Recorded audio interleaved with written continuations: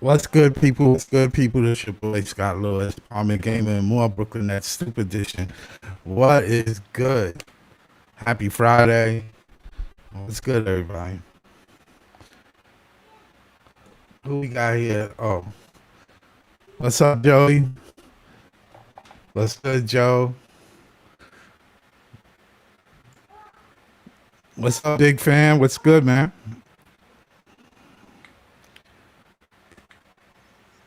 Tap that like button. Thank you, man. Jamal, what's good? What's good, Jamal? No partying today or what? What's good, Jamal? What's good? Yo, I want to talk a little bit about the Dayron Sharp situation and the center thing, man. I brought up let me bring it up. Let me bring it up. I'm gonna put the link in the chat because I'm gonna keep it short and sweet. But if y'all want to get up here,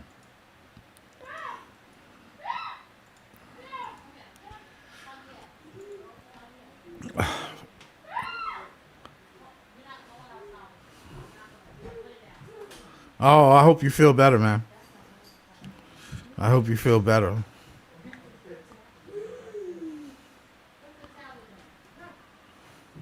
Yeah. All right, I'm gonna bring up. I'm gonna bring up the Dayron Sharp and Josh Minot's numbers. I want to talk a little bit about what we have already instead of trying to talk my way into thinking that it's cool to bring up everybody else.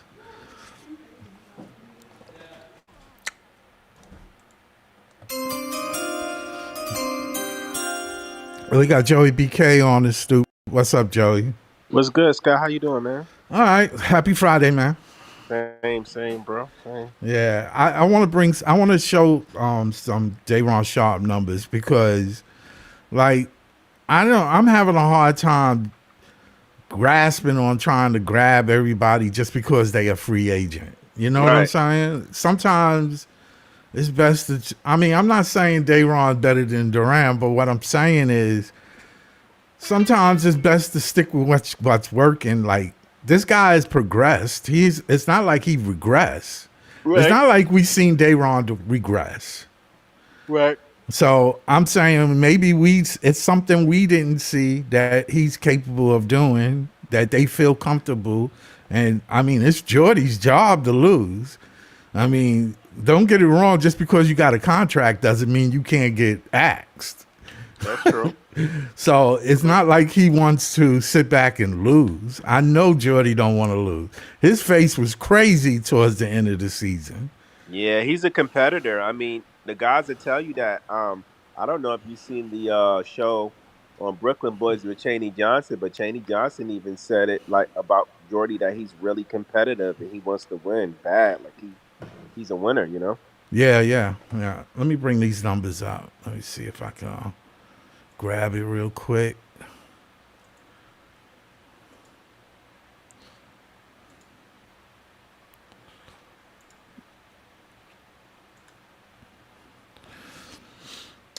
This was, of course, on the Nets official website. Dayron re-signed. This is when he re-signed, but his number was he's 6'10", 265. He appeared in 62 games, so it's not like Dayron be hurt sometimes, but it don't be major injuries. It'd be like, you know, his finger injury or something like that. He had that a couple of times. During the 25-26 campaign, he averaged a career high 8.7 points, which was, when you look at Durant averaged 10 and 12. Like, except last year. Last year was an outlier for him. He never had 19 points. And I guess if you want to say Durant is progressing, then that I can go with that. But from the 4 years that he's been in the league, and just to think about it, he's only, 22, 23 years old. He's been in the league since he was probably 19 or 18, right? Correct. Yeah, so he's been, he's almost a vet at 22, 23 years old. I think I don't know, man. I think I'm cool with giving Dayron a Opportunity. shot and Yeah. seeing how it goes this year. Um, I'm really not in no rush to really like go out and get anybody for real. Yeah, me neither. Me neither. Me neither. I don't see no reason to. I really don't. I mean, you got to play what you got. And sometimes, I mean, from Sean's standpoint, he drafted these people. I mean, as an owner, I'm going to sit back and go, yo, man, you picked these guys. So, so I mean, if it's failing, it's because you picked these failing pieces. You didn't put it together right. So Exactly. right, 2.3 assists, 1.1 steals, 18.7 minutes per game. I'm just putting this out there. That's all. And to me, we got John on. On the stoop. What's up, John? Hey Scott, hey Joey, what's going on, man? What's up, man? Oh shoot, I lost my thing. Okay, I got it back. The 24-year-old ranked fourth among qualified NBA players with 2.7 offensive rebounds per game off the bench last season. So he's ranked fourth in the league in rebounds, while off the bench at that. While ranking second amongst reserves in total offensive rebounds and sixth in total rebounds in 253 career games and 21 starts. He rarely started. So the 5-year pro whole average is 7.0 points. So he's above average. The average has been among centers. He's above average or average, 5.9 rebounds and 1.5 assists. So he clearly got more rebounds than anything in 15 minutes per game, which he played 18 minutes in that same time span. So, I mean, he's, I mean, I don't know what to say, man. I know Durant is appealing to everybody, but who's to say that it will work whether you get him or not? So, I mean, I understand. It would work greatly, 20 and 10, and then you combine that with Dayron's 10. I'm not taking that 20 to 10 as a. I don't take that 20 points as his career. But at the end of the day, that's what he did. You have to remember when Cade wait, Scott, let me finish. When Cade went down with that pierced lung, right? And I know Dennis Jenkins stepped up a bit, but Durant stepped up a lot and did even more offensively with a backup guard that was on a two-way like 8 months ago. So again, Durant did what he had to do, and pairing him with Dayron literally solved the Nets' center problems for the next 5 or 6 years. Like, I want to keep Dayron on this team as long as possible as the backup. He's a starter right now because we have nobody better. But again, you pair those two big guys together, you call them the Juggernaut Bros in Brooklyn. They would be damaged together, and they would do well with all these young guards we got on the team, Michael, Yegor, and Nolan. So why wouldn't we want to pair a Dayron, a Durant, if there was a situation that came up there? I think that would make us much stronger than we are right now. Yeah, I mean, I'm not saying it wouldn't, but oh man, it's just hard to fathom that Sean would be able to get him. And I know that's the one negative everybody always brings me with all different hypotheticals that Sean doesn't like. Well, guess what? Until Sean or somebody else has a wake-up call on the team, you're not going to win long-term. Again, this undersized, skinny, big stuff has not yielded positive results. Look at Clark. I mean, Dayron is not skinny. No, he has gotten skinny the last few years. I mean, you saw this summer. He's toned down a lot, actually. I think I mean, he's in shape. But the Rams in shape too, and he's 250 pounds of muscle. So again, there's different ways to look at it. Again, I like what Dayron gives you as a rebound. He's going to help some of our starters with second chance opportunities, but Durant just does so much more, and Dayron could do so much more off the bench against the other team's backup bigs, because we've seen Dayron outplay the bench unit on the backup center. So again, I feel like that combo would be great for the Brooklyn Nets long term. And then Minot, I think Minot has the most to gain this year. I think we've all talked about him, about how he's going to be a positive off the bench defensively and offensively. Plays both sides of the ball, athletic as hell, defensive. And when MPJ needs a rest day here, there, because isn't expiring, he's not playing all these back to backs. Minot might have legit opportunities to start as the small forward in days that MPJ needs a rest. So I think Minot is built for a big season. He's on a crazy $4 million salary, absolute bargain. But if he has a really great season, like I think we all think he can, he could definitely be a potential long-term fit with the Nets as a bench piece, or maybe a temporary starter if we move MPJ during the middle of the season. Minot, I think, is going to be a huge part of Jordy's system in many different facets. So I think he's going to have a good season, I think, for sure.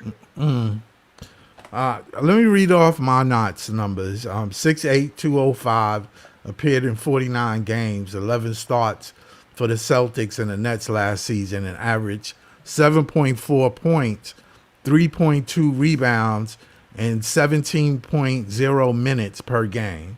Following a February 5th, 2026 trade to Brooklyn, Minot played 16 games, one start for the Nets, posting a career-high 10.8 points with 2.5 rebounds and 1.3 steals and 19.3 minutes per game on 39.5% from the three-point distance. He's from Florida, native, ended his season with a high-score 15-game span of his career, 11.5 points per game, which included a career-high 24 points against Atlanta on March 12th, and scored a career best 6 3-pointers against New York on March 20th. Across 142 career games, 11 starts with the he was drafted by Minnesota Timberwolves, and then he went to Boston Celtics, and then now the Brooklyn Nets. Minot holds of 4.1 points, 1.7 rebounds, and 9.1 minutes per game for the Nets. Following one season of the University of Memphis, he was selected as the 45th pick in the 2020-22 NBA draft by Charlotte. He was drafted by Charlotte, but then draft rights were acquired by Minnesota on June 24th, 2022. All right, so he's young. He's real young, 22. He came out in 22. It's 26. Yeah, these guys are ready now. So I'm just hoping that, He checks a lot of boxes, and the bonus is him and Ellis together off the bench is going to be so great for our second unit, having those lockdown defenders, those guys that could score all over the court. So again, Ellis and Minot's going to be good. And again, on the days MPJ needs a day off, Minot will start, and that opens up more minutes for Drake Powell as the backup small forward. So Jordy has some interesting defensive rotations he could run with those guys. And I think for Minot, I think it's going to be a big season because he has so many intangibles. I haven't been showing you guys on the private message some of the defensive metrics that Minot's been a part of, which have been really good. And he's still very young, like you said. So I just feel like he checks a lot of what we're looking for right now as a defensive piece, as an offensive piece. And I think it's gonna be a good thing for some of our young guys, because we want some of our young guys to get better this season on defensive effort. And the great thing about Minot is that's a skill of his. So that can maybe rub off of some of these other guys. So we'll see what happens there. And then I think ultimately both Minot and Day'Ron will be long-term parts of this future. As starters, I don't think that's very definitive at all. But as bench pieces, both these guys I could see playing huge minutes in a future second unit for us. So I think it's good we have them at bargain deals. It's just if you want to keep them, make sure you don't make it feel like you're underpaying them too much, because a lot of teams would want guys like this. Day'Ron as a backup, Minot as a versatile Swiss Army knife. So the fact you have those two under good contracts, you want to keep that as long as possible and see more of what they can do in certain different roles. But again, I think both these guys could be huge bench pieces in the future when ready to legitimately compete, for something more. Yeah. Do we really, like when you look at Brooklyn's roster, do we really have just two centers? Can we say that Wolf is a third or a third backup, depending on, the situation? Situation, yes, but you just look at how Jordy plays him. He's random mostly as a four. Sometimes he'll make him play the three or two. And again, I said this to Leaf with all these back to backs early on. You're going to have guys like Mo Wagner. He's going to rest a lot this season, coming off a torn ACL. His injury history. I don't expect this guy to play any back to backs at all this year, given the fact that his minutes disparity has not been that good. So again, maybe Danny is the backup five in certain situations. Because I think Dayron is most likely playing all these back to backs as long as he's healthy. So could you see Danny be the backup five on certain nights? Maybe. But again, Danny has to prove to Jordy that defensively he's getting better and he's bringing more physicality as a big. Like we all know what Danny is offensively, but again, defense matters, rebounding matters, and to be a center in this league, you have to have those intangibles. And we know Danny is no shot blocker either. So again, he's going to have to show us in training camp some improvement there if he actually wants to be a consistent five. So again, I would say Danny's like that emergency five, but also don't discount Cheney Johnson. Maybe 6'7", but that guy has become a much better defender, as we saw this past summer, and he looks very hungry to prove he can be a long-term part of his future too. So don't be surprised if you see Cheney again as a third backup five as well, or a backup four as well. So again, Danny has to show improvement if he wants to be a five. He's not just going to get it because offensively he's good. You're going to have to prove a lot more to Jordy and to the Brooklyn base that you have intangibles to be a five. So situationally, I agree with you, but I really think it's two at the end of the day, Dayron and Mo, unless Danny takes a leap as his big of some sort. Speaking of Cheney Johnson, Joey, what you think of Cheney Johnson for the Nets? Do you think his role going to be like, I mean, this guy balled out in the summer league for sure. Yeah, I like Cheney Johnson, man. I really do. He's a hard worker. He seems like a good teammate, and he just keeps getting better and better. How long he's been in the league, or how long he's been? Maybe like 2 or 3 years. I think he was with one G League affiliate before he came over to Long Island. I think he's been in Long Island for like 2 years. He was with G League this past season. Was the first time he ever played NBA minutes. So Joey's right that he's been in the league for like 2, 3 years, but this is the first season last year that he actually played in the pros. But yeah, I mean, I like him. I mean, I don't know about him being a five because of his height. I mean, I think he's strong. He's strong for his size. Yeah. He's improved on defense. I think he can kind of guard bigger guys, but I think it's going to be harder guarding the bigger fives in the NBA. Yeah. Especially only being 6'7". You know what I mean? Yeah, So yeah. that's kind of a stretch when you got to go against guys like Durant and Embiid and yeah. guys like that. Jokic. Yeah, So I I don't agree. I don't know if he can guard those type of guys, but I do like him, man. I think and I hope he can find some way to stick with the team. Um, yeah, he's a good basketball player. I think he's solid. He's athletic, defensively strong, and he is getting in the weight room. I think we've all noticed that too. So if it's not a backup five, I can see backup 4 minutes too. And again, Noah Clowney is a very interesting name to monitor this summer and the season because I don't think they're going to give him a big contract whatsoever. So if Clowney does have an impact with training camp, a guy like Cheney could take his spot minutes too. So there are some minutes up for grabs this upcoming season too. Okay. Cheney Johnson is really technically a small forward, right? He's right-handed, 6'7", 220. He's from Alabama. He went to Auburn. His high school is in Alabama, Thompson in Alabasta. NBA debut was March 9th, 2026, and he has 1 year experience. He has 17 games under, 8.2 points, 4.6 rebounds, 2.1 assists. That's pretty good considering this guy just basically walked in on the league, Yeah, he kind of hustled his way into the limelight. That's what you got to do to gain experience. So he's definitely owning the role. Yeah, so I'm impressed by his work ethic. I am so impressed with him. Yeah, Eh, but we got to see how he fares against like real.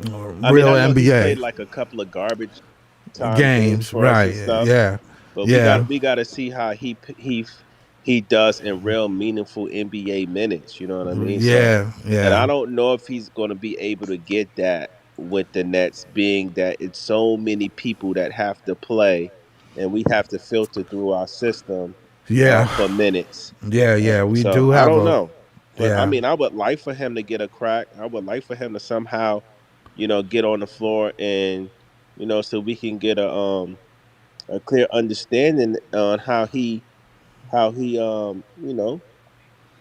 matches up against real NBA talent. Right. right. It'd Would be you nice. put him before Clowney?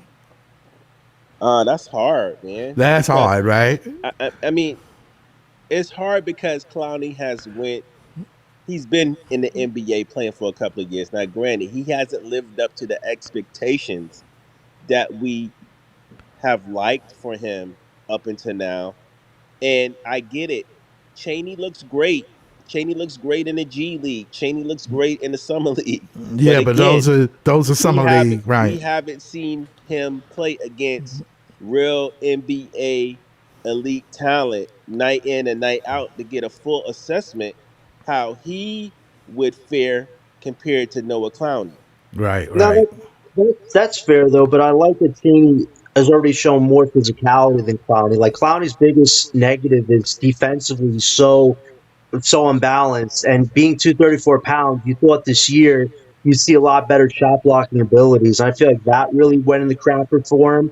And he relies too much on the three. I like that Shane Johnson's not focused on just shooting threes. He gets rebounds. He goes to the rim. He dunks. Like we've been talking about Clowney trying to use his athleticism more, and it just feels like he never really does that.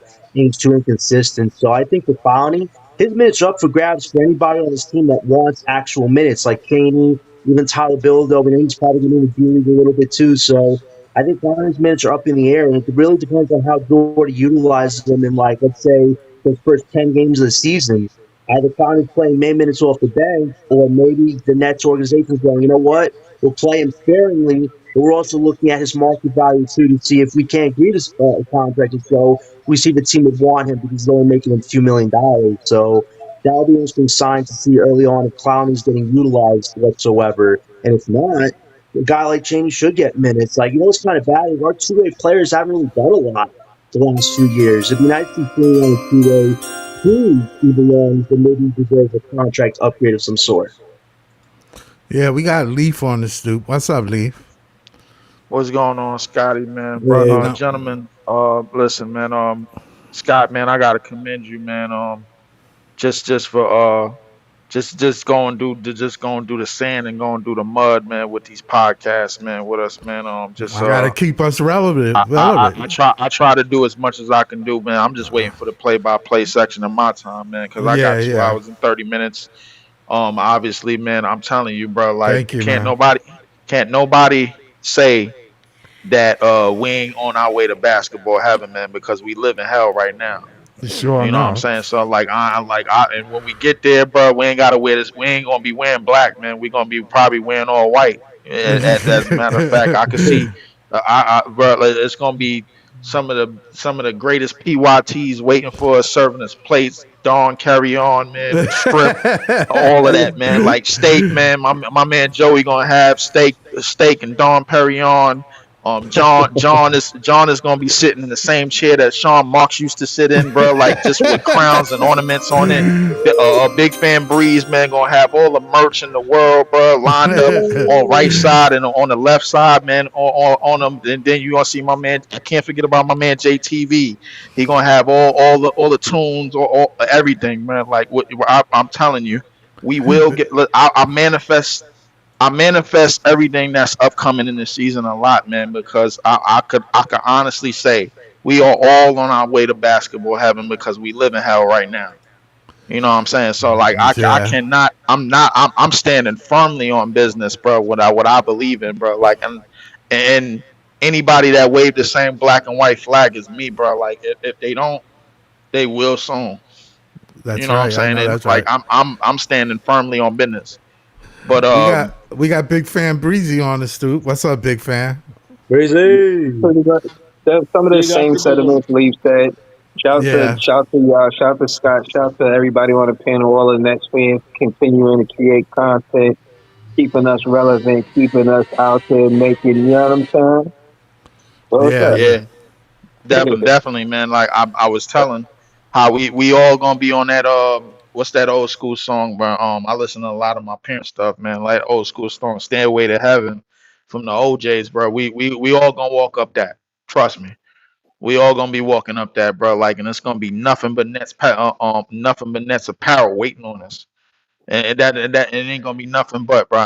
Nobody else is gonna matter, bro. Nothing. The other 29 units is not gonna matter, bro. We will get there. Trust me, bro. I'm manifesting it all the way, bro. Like if the shit go left, fine. I'll reboot it, bro. But everything that breezy innovated, bro, from the sentiments for like the past 3 going on 4 years, however many years we was doing this, it's to Yeah. me in this season. I don't have no other choice to believe it. Everybody keeps saying, bro, you believe in Cheney Johnson, what he said. I don't have no choice, bro. Like the reason being is because he's in those practices. He's in around those players, bro. Like nobody else is. If I can't take his word, who the hell can I take? Right. Yeah. You know what I'm Exactly. saying? You Right. know what I'm saying? So if Cheney Johnson telling me that Nolan Trejo is about to take off, man, like I gotta believe in some sort of the rep. And you know You what know else what I he mean? said though? He said we got some things cooking in Brooklyn. He said that. He's like, Yeah. he said, "Yeah, I'm gonna be surprised." He Yeah, said, yeah, he did say that. If Cheney Johnson is telling us that Yegor has been working on this game and been putting the reps, and I gotta believe it. Cheney Johnson is telling me that Danny Wolf is about to take off, bro. Like then I don't got no choice but to believe it, bro. That's I don't have no hilarious. other choice. And anybody else don't want to believe it, that's fine. Like I said, I will sit on this porch by my goddamn self until everybody starts to realize what I already know. But look, the reason why I agree with you, I just wasn't sure of the 2010 and five is more the Joey Fernandez is going to have to run a 12-man rotation. You already know for seasons before this, I always say you need to run a 10-man rotation. But with us starting the season with 16 back-to-backs, we got a two back-to-backs. I think in the first 10 games. Like he's going Damn. to have to open up that rotation. He's going to have to call Bilodeau Cheney from the and again, Cheney doing the interview with the Brooklyn boys. Shout to the Brooklyn boys. That give me confidence that he's going to get minutes. That he's going to be in the Brooklyn Nets, not just the G League. Like he's going to get minutes. Right. And I'm saying that to say that the more hands on deck. We need all hands on deck. You know what I'm saying? Because the that back to back, that shit is That's for a real. strenuous schedule. Yeah, yeah. Strenuous is It the is. word I'm looking for. You know what I'm saying? Yeah, you're absolutely right, Breeze. And I did myself the disservice for the past couple of years. I say before we got the picks, obviously, by manifesting shit that wasn't here. You know what I'm saying? And shit like, but not one time did I see a manifestation of what I wanted that wasn't here. So I let go of it. The thing is, now that we got picks that I actually wanted, and I got to put some type of stock in it because this is what I was looking at. This is what I was told to look at. I was told to go look at Danny Wolf for 5 minutes. Joey, you was there. You said, bro, like you remember that it was like, yo, Leaf, bro, you might know, yo, go look at Danny Wolf over like 5 minutes. I'm telling you, I only needed 5 minutes. Y'all told me about Yegor, bro. They told me about Nolan Traore. They told me about Michael Brown, bro. Like even before we even got the pick. The thing is right, that I had to look at all of this and I had to realize this CBA has to be done a certain way. It can't be done how we did it in 2019 when Kyrie and Kevin Durant basically called up the front office and were like, yo, we on our way, da da da da. Stop what you're doing, erase what you're doing. This is what we got to go for because they are champions. That's what they were, and they still champions to this day. Can't take that away from them. So right, that's now that that's thrown out the window. Now that that's all gone, I have to now manifest what Breeze was trying to put in the air all along ever since the Kevin Durant era ended. And that's the fact of we went through this. Now we got to play it out and see how much juice we could squeeze out of it. Right. That's the reality. But yeah, that's why I give credit to the second unit, and I include Danny Wolf for the second unit. And again, you hear Cheney Johnson said what he said about Nolan Traore. Nolan Traore, just to speak on it, he's a fast player. And far as pace is concerned, he's really fast in that second unit. I see him keeping the pace that the starters could keep.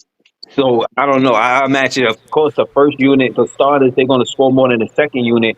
But the way the Nolan played the game, he's you don't really have to set up a lot of plays, not a lot of X and O's. So you come off, you give him the ball right off the So rebound, he racing down court. Like I'm just saying, a player like that with Danny Wolf, they're gonna score. You I'm know what I glad you mean? I said don't know that. how I good the saw a defense is post. going, but they're gonna score. I got a And question. I like Nolan Traore off the bench with anybody, but I listen. I like I said, everybody already believes that the roster, as thin as it is, man, could be this and be that and the third, man. But I don't got no like. I'm on belief timing. That's what I'm on, bro. Like it's crazy how I just put that together, I bro. got a Like it's question for not you. LEEF, it's belief. That's Joey. BELEEF. Go ahead, Joey. No, I saw this post on Twitter and I found it was pretty interesting. And the dude said if we hit on Yegor Mikal and we hit on Trayor as him being a legit 6-man point guard coming off the bench, do you consider that a success for us as far as our drafts? Yeah, I I do. I think yeah. I it's mean, yeah. successful for the I definitely field. consider That's that minimum. progress. I I think definitely Minimum. it's consider Yeah. that progress. What's going to be the I, ultimate progress? What's going to be the ultimate success? 100,000%. It ain't going to be. It's going to be total perfection. Is if is once Danny Wolf starts to flourish out of this whole shit like I know But he look, will, but bro. hold Like on. I need Let to. me answer. I need to Hold disagree with the it's a success thing because the Wait, only wait, wait. reason why. Let me introduce Saint on the stoop. What's up, Saint? How's everything What with up, you? y'all? All right. It's probably one of the craziest weeks of my life, but I'm doing good. That's good. That's good. Yeah. All right. Mom's doing all right. She All had right. she had her part of her lung Talk removed. about my love. Oh, okay. Yeah. All right. It, Just it hang in was. there. Hang in there, bro. I'll Hang in just there. say this. It was one of those things that my mom went in for a hospital for one thing, And it's thinking something it was else. that, and it turned out to be something. Caught it so early. Like I Yeah. just have to be grateful. Like Yeah. Just hang very in there, happy for brother. you, sir. Very happy for you, sir, man. I told you your Brooklyn family's always with you, man. We got you. appreciate it. But the only reason why, like, listen, I have two thoughts. One, will I just be happy if, say, we make it out with Yegor and Mikal? Yes, right? Like, I need something to work out for this team, like, desperately. On Right. the other hand, let's just say it's just those two and maybe Nolan. Then the conversation you have to have is a serious level of mismanagement of picks. Yep. Because of all the shit that we heard from Nets Daily and all these people, the news media, they're going to make a big splash. They have all these picks, they can move it. And it's like, and you're just telling me we get two players out of that, even though they may be really good. It's just on one hand, there is another level of I asset think mismanagement. y'all got high expectations, and here's the reason why. Like, if we hit on our two lottery picks, that's where you're supposed to make your money at. Is in the No, lottery, right? Now, like Facts. Joey, hold I on. get that, but Hold we're on. not going to Let me just pretend say like this real this quick, Saint. guy Let me just doesn't say this real throw. quick about the Nolan thing. Now, Nolan, Ben, and Danny were picked in the back of the draft. Those picks are hit or miss. They're not high picks. So if you get one of Facts. those guys that makes it in the league and has a legit role, that's not a bad Facts. thing. You're not going to hit on all your late first round picks. That's true. That's Well, true. but you also can't just see. This is the thing, though. Too, we argue with people online about how all these gems can be found, and then people are like, "Oh well, Marx knows how to find gem." Like, listen, this is not like I can give props on some things, but it's like I'm also gonna not just like sit here and pretend like all those picks and all those things like you didn't have to draft five people. It's like there is a level like I'm sorry, you can't have blinders on. There is a level of mismanagement if those are the only two that hit, no matter how good they are. I We, agree we, with we you. didn't we didn't say Wait, two. It was Nah, three. but hold well, on, hold on. All I right, just hold two or on. three. I get what you're saying. For I hear sake, what you're saying. for clarity, what I will say, it's a leap. It's a year, a big year for Nolan Traore, Danny Wolf, and Diego Domingue. Big years. And the expectations for those Oh, three, I is, think in this my year, opinion, yeah. is yeah. I'm just saying to say whether or not they were good picks. I'll say I'm leaning more towards this year. And again, this same conversation, I always want to connect the dots that those were tanking years. Like that, they wasn't supposed to play, but so good. You know what I'm saying? And I'm only mentioning it to say I think it is an improvement between those three. But Ben Seraff and Drake Powell, I think I might come clean and say they might be missing. You know what I'm saying? Yeah, I They mean, might be missing.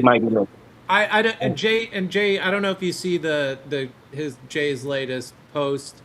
He says 2 players out of the 7 first-round picks and an early second isn't great, especially when other That's guys pick after disingenuous them. because it's 3 picks, and we're not talking about Bilodeau and all those other people. We're only talking about the 5 picks in McHale. I only put McHale in it because he was a lottery pick.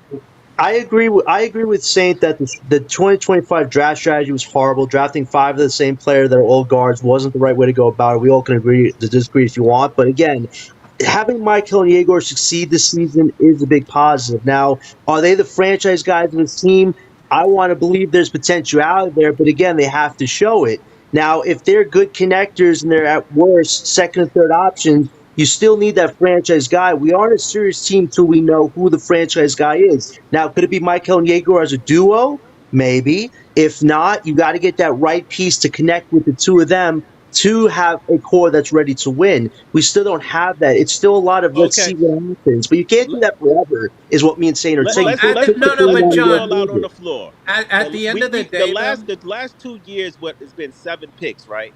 Out of those 7 picks, how many does the Nets have to hit on for you as a Nets fan to be like, okay, I think we did decent? Realistically, I think four. realistically, I think honestly, How about four. a seven? How I about a say, seven? I four say, or if you get 5. four, How if about you a get seven? 4 of them to be serviceable, Right. I don't even need them to be superstars. I'll be honest with you. The reality of a lot of these picks planning out, bro. Like, listen, 4 of them might flourish on the Nets. One of them might flourish somewhere else. That's a It's a fact. possibility. It's a That is a possibility that possibility. could happen. Yeah, That is You true. know what I'm saying? So like, I'm not like, listen, the picks are the picks, man. Like, if you got enough shit to throw at the wall, bro, something's gonna stick.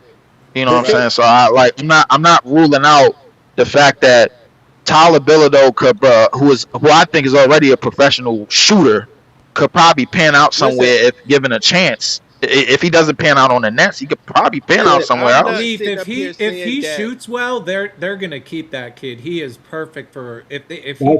they got another Joe Harris right there. That's No, Saint, and don't say he that, bro. Because no, but you know what I'm saying from a the good shooting part, the good standpoint. stuff, the good He is stuff. like a perfect Yeah, I like said the if he same stays thing. consistent, he's like Yeah, a yeah, perfect guy you want to keep on your The, bench. yeah, the, yeah, best, yeah.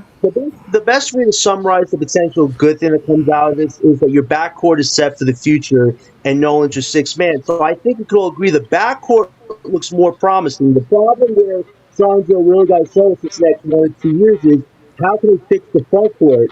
You have 2 aging vets at your 3 and 4, and your center position is very far from complete. So again, I feel like the front court is something that has to eventually be figured out sooner rather than later if we're going to be a serious team.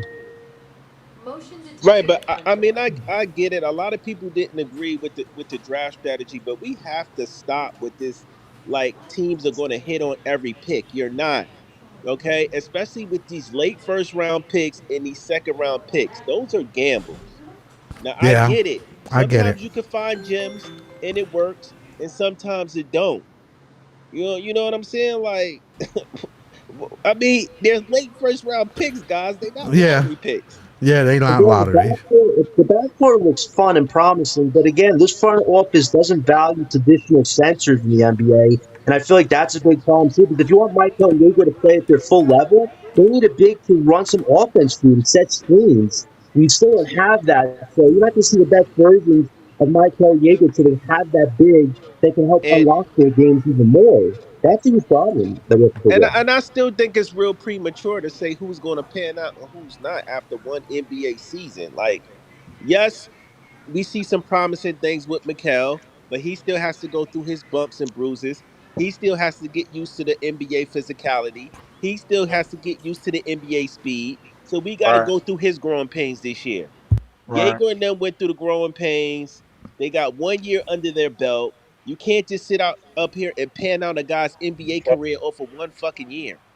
No, you can't. The thing is, Joey. The reason why this conversation is taking place because a lot of like most people in our fan base, they didn't manifest like these names. They manifested names like Cooper Flag. They manifested names like Dylan Harper. They Right. manifested names like Ace Bailey and AJ What DeBonsa. do 2 years you ago, 2 years ago, bro. Like this, a lot of people was talking about how, bro, like once we get Cooper Flag and AJ DeBonsa, bro, like we gonna be off and running, bro. And then that didn't pan out that way.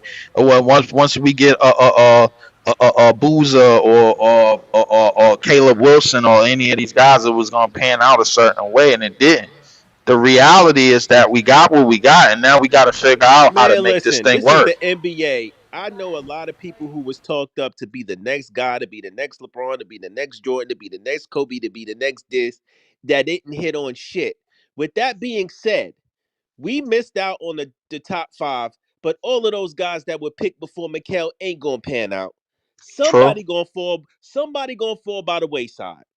true. That's probably Wagler, the Wagler kid. I So see him. with that For being sure. said, I would probably say Wagler, bro, out of anybody, but I Yeah. mean Joey, bro. Like when we yeah, look at but what these I'm past, saying is you sitting up here automatically putting these guys on the pedestal and not letting our guys develop and do what they I gotta mean, do. all right, Joey, look, and I understand that, but let's be honest, bro. If we had AJ DeBonsa, if we had Cooper Flag, we had Yeah, but any of okay, those AJ players. DeBonsi and Cooper Flag, I could is the only ones I could see you put. But let's be real. If we I could had, see you putting in that but category. let's be let's keep it 100% real, bro. Like if we had any of those names that I just mentioned, bro, a lot of these conversations ain't really taking place. You know what Okay, I'm but saying? at least Because we already got belief in them off the rip, those bro. are Like number that's one why. picks though. That's people problem. Everybody ain't gonna jump off the porch being that guy off their rookie year. That's not Okay. feasible. All right. So do you believe Dylan Harper? Everything that you've seen from Dylan Harper, and just in terms of played, and we seen last year, do you think that would have happened in anywhere that he would have went? Brooklyn, yes. In Brooklyn, Yes. yes. Yes, in Yes. Do you? Brooklyn. I'll say. All right. Do you think Cooper Flag would have balled out in Dallas anywhere that he went? Absolutely. Brooklyn, Oh, yeah. okay, okay. I think we understand. I think we Well, have an Leaf, you're only understanding. bringing up about two or three names. Yeah, Everybody yeah, else, but Joey, these are the names that we manifested, though. yes, but we also manifested other names that into fruition that ain't do too well. That wasn't top five or top three picks. I So what we mean, talking look, about? the It was reason niggas why I in here. mentioned, Hold on. It was niggas in here salivating at the mouth over fears and mollywop. Yeah, they You were. know, listen, They were. I never wanted Mollywop, bro. Like, So there's what I we never wanted doing? him, bro. Like, They so yeah, were. Joey, I Joey, stood right. firmly on business. Listen, Yeah, bro, but I listen. The It was Cooper niggas in Flag here shit, salivating at the mouth over Insane.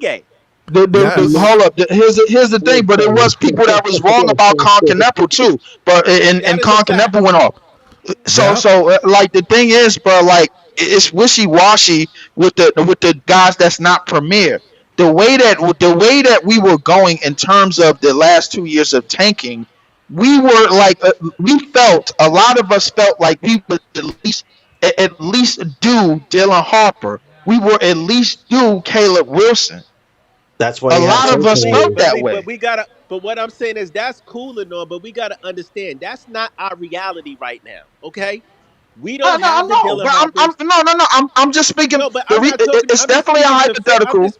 I'm speaking to fans who want our young guys just to come out jumping off the porch, knocking it out the park.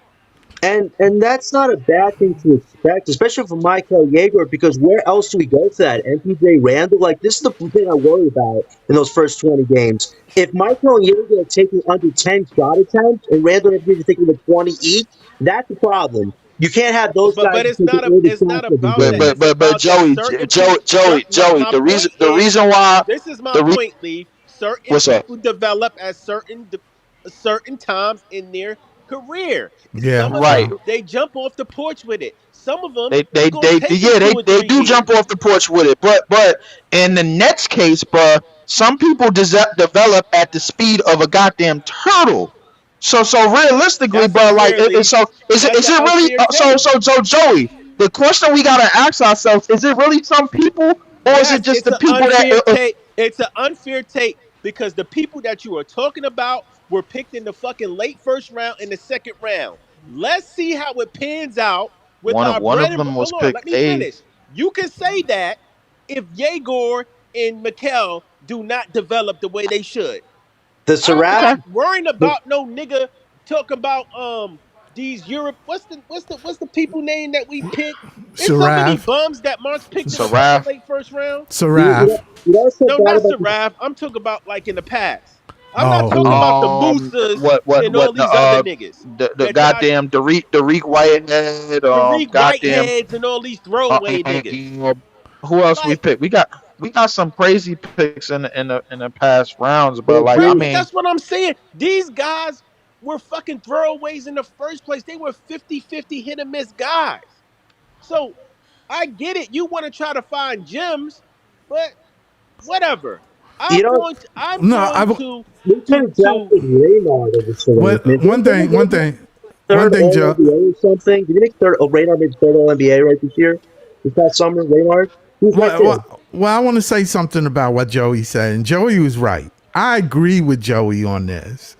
Is not everybody's going to get pan out in that top 10 pick in both drafts, last draft and this draft. Somebody's going to fail.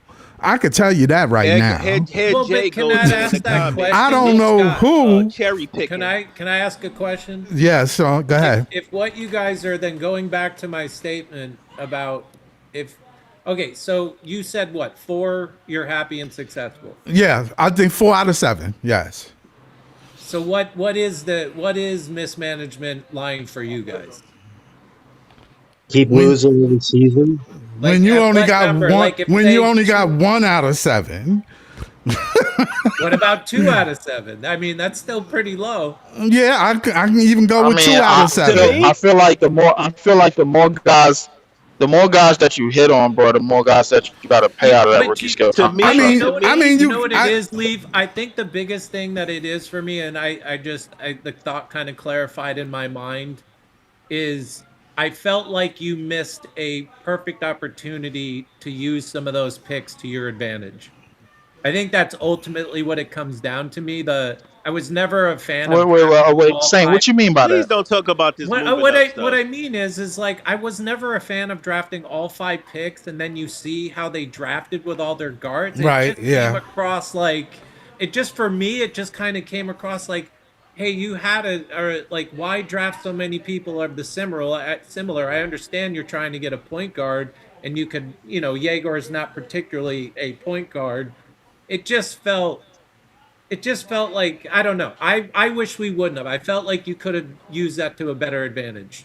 Maybe getting No, I mean, yeah, I can say that. I mean, I Saint, I think more than having to draft. I think he breaking up a little bit. Yeah, you're breaking up, Saint. Yeah, he breaking up a little bit.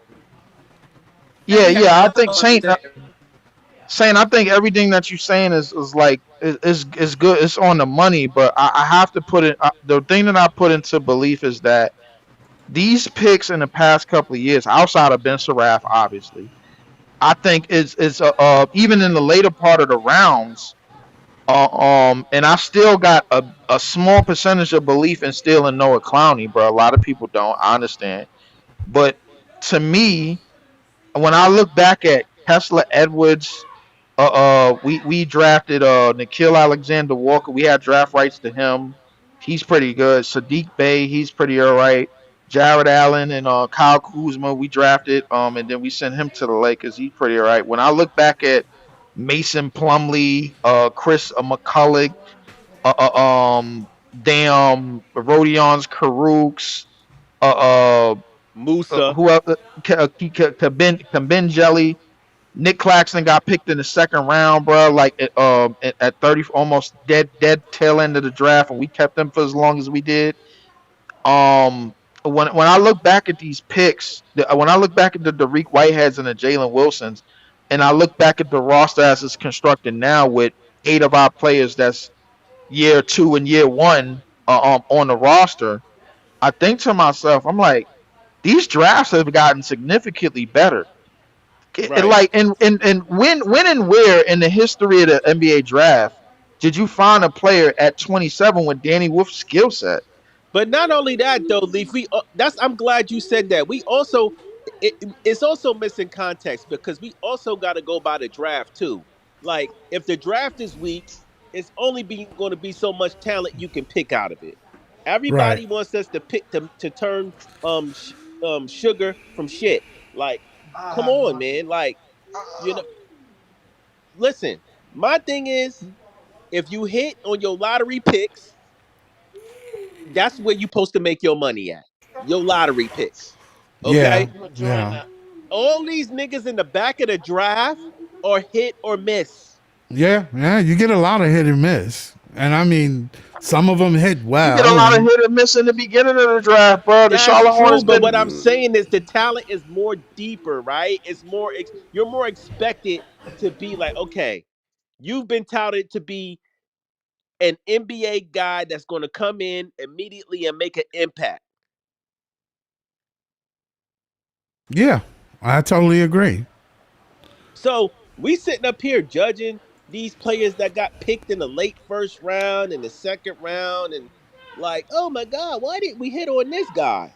Well, because I a mean, lot of them is not meant to work, bro, just based off the yeah, picks. But but I then mean, when people want to use outliers like Tyrese Maxey and Jalen Brunson and Jokic, like that's the say all be all. It's an outlier. It's not the general consensus. no, it's not the general consensus. But what I will say, Joey, like what's making it more and more lean towards that direction is the fact that people like Jalen Brunson and Nikola Jokic is sitting on Finals MVPs. I hear you. What's make what's that's Sometimes what's teams making it. get lucky, Leaf. But you gotta understand these drafts are so deep now. It's making it more believable that you can pick good late out of the Right. So, lottery.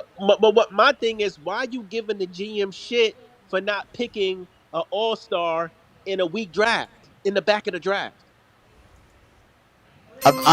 I don't think it's more. I don't think it's more so giving them shit about picking an All Star What late in was the that? What draft. was that kid that Caleb Ju- Wilson embarrassed in high school that we picked? Reggie something. Remember him? Reggie, I know what you're talking about. Yeah, damn, I forgot his name. I forgot his name. Reggie. I Reggie forgot. something. Reggie Yeah. Yeah, Perry. nah, Reggie What was Perry. Reggie Reggie Perry? Perry. Yeah, Perry. yeah, yeah, Reggie Perry. Perry. Yeah. Yeah. Joey, it's not so much about picking an All Star in the back of the draft. It's more about developing out of the back of the draft. We got Jay from BK on the stoop. What's up, Jay? What's going on, fellas? That's Leaf. I'm glad you said that because that's exactly where I was going. We haven't developed anybody. Like, and Nets fans have to be honest. When y'all, Joey, you yourself said the last people we developed was Spencer Dinwiddie and Joe Harris. That's 8 years ago. Correct. Like, if we're talking Well, that about the wasn't the Nets, last ones, but those were some of the who ones. who else have we developed? Nicholas Claxton. Okay, most Nets fans, most Nets fans have celebrated him leaving, and have said that he never panned out. That's cool, but That's what but you most know Nets what? fans have said. He's still a starter in the NBA, and we developed him. Okay, so that's one. The He the might. He problem the might ball problem it. with He and might Leaf, I ball thought you it. were going, Leaf, I thought you were going in this direction. The problem is you keep asking, or people keep asking for the Nets to be giving grace in terms of where they have picked guys. The problem with them being given so much grace is in the last 6, 7, 8 drafts, they have 3 first round picks that are no longer in the NBA. 3 of them. One guy who they cut after 2 years, not in the NBA. Aside from that, the Nets, since this general manager has been there, have never had any rookie make an all rookie team. It's been 110 guys make the all rookie team. Many of them picked after Nets picks. The Nets have literally had 0. The Nets have had, if memory serves me correct, 2 guys. Brody may be a third, but at least 2 who have made the rookie or sophomore game. These guys don't have a history of developing anybody. So And Jay, and so it's not just where we're picking because there have been a number of people picked okay. after the Nets picks, and it's not cherry picking. So Maxie Jay, was just the first person who came to my mind. yeah. Desmond Bain was picked after our pick. J Mac was picked after our pick. It's a lot of guys who were picked after our So pick, but that so goes back to Jay, what Leaf was saying. so We Jay, let don't me ask you a develop question. guys. Let me ask you a question. Then, if that's the case, then the problem is the office, the front office. Would you say that? Would you I say would it's I Sean would say Marks? they're the main problem because the development has not been there since Okay. Coach Atkinson left, Okay. and I he think that was known for development before he even became our coach. That was one of his strong suits. Right. And what Exactly. people in for the Icks when he was an assistant coach there in Atlanta, that's what people kept talking about. How much he helped develop people. And yeah, that's to say whether you think positively or negatively or however it is, certain facts have to be laid out there. There have been a number of guys who have been picked after our picks who are not only rotation players, who are stars in this league. That's a fact. We've Wow. never had a guy make the all rookie team since this general manager has been there. That's a Yeah. fact. Like those are facts. Like these are not disputable. no, those are definitely facts. Other teams develop players better than we do. Somebody said earlier talking about they trying to model themselves after OKC. No, they're not. OKC has a number of people who have been second round picks after the Nets picked, and also Right. undrafted players who have been NBA Finals rotation players. It's no way Lou Dort, who was undrafted, is better than everybody that the Nets have picked. Literally everybody. An undrafted I player. mean, well, I think, well, the thing about it, Jay, but it's not, it's a little bit of light at the end of the tunnel because Jody Fernandez has somewhat, and I knock on wood by saying that, somewhat of a good rapport when it comes to youth. Now, whether it's going to work All I'm out gonna for say us, is we y'all don't niggas know. better pray. Y'all better pray we don't hit on at least 4 of these rookies, cause y'all gonna hear my mouth. I Y'all mean, better look, pray. bro. Listen, all we need to do is hit on one, and y'all already know I'm going with it, bro. Like, I don't give a shit Y'all about the better rest of these pray niggas we at don't all. hit on 4 more of these Shit, rookies. like, I'll be honest with you, bro. Like, listen, we hit on Danny Wolf, bro. The rest of these niggas could go, bro. Go get their money somewhere else. I don't give a fuck about them.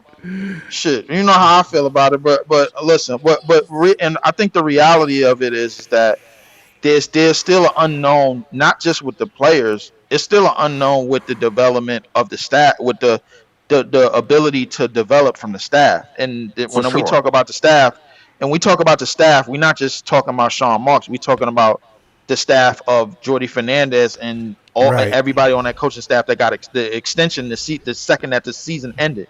So Right. something about that front office, something about that front office and management and ownership, they believe in giving a guy like Jordy Fernandez that type of chance to groom these young players because he is a young coach at the end of the day.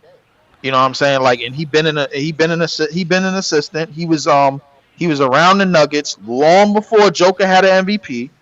He was around. He was on He was on the Kings too, right? That Sacramento team, but and Yeah. Mike Bullethead Brown, who is somehow sitting on a kindergarten sticker, and they calling it, who is somehow sitting on a kindergarten Yo, you're sticker, champion and now, man. yeah, he's sitting Yeah. on a I kindergarten mean, sticker, bro. He's sitting on the NBA gave him a kindergarten sticker, bro, and called it a Larry O'Brien trophy. That's what they did, bro. Like, can't nobody tell me shit. I'm staying with that. Mike Bullethead Brown said out his own mouth that He coached that he did not coach that team. It was Jordy Fernandez that coached that 2023 That is a Sacramento fact. team. He said out his own mouth. That is not me speaking Jordy at was all. also voted top assistant by all the front offices when By he was. all the front off by all the other 29 front offices. This is a fact. These are facts. So realistically, there's a tiny bit of light at the end of the tunnel in terms of what I believe Jordy Fernandez, quote unquote genius could be. And this is where I go right to Danny Wolf, because I strongly believe with him having as an assistant, with him having Joker before he even won a league MVP in this league, and having Jamal Murray in the younger, less broken back down version of MPJ. Before Sabonis had even appeared as a number one option, or De'Aaron Fox won clutch player of the year, because that's the version of that's the version that the San Antonio Spurs thought they was getting, and they did not get. He the real Finals MVP. The hell with what Brunson did. But realistically, bro, before all of that happened, bro, like Jordy Fernandez was around those type of players, and those type of players that they were brought out a lot of offensive keys, bro. And I strongly believe if Danny Wolf is starting with the said players that's already in the starting lineup, that we don't even got to argue about, I strongly believe, bro, you are going to see one of the most versatile offensive units in human history. I'm standing on this porch with it, bro. I don't care. 10 toes. Bro, I'm all the way on it, bro. I'm laying down. I done set up a tent, bro. If anybody want to join me up here, bro, it's plenty of room. I strongly believe that, bro. I'm not going nowhere until I see otherwise. So, Leaf, we averaging over 120?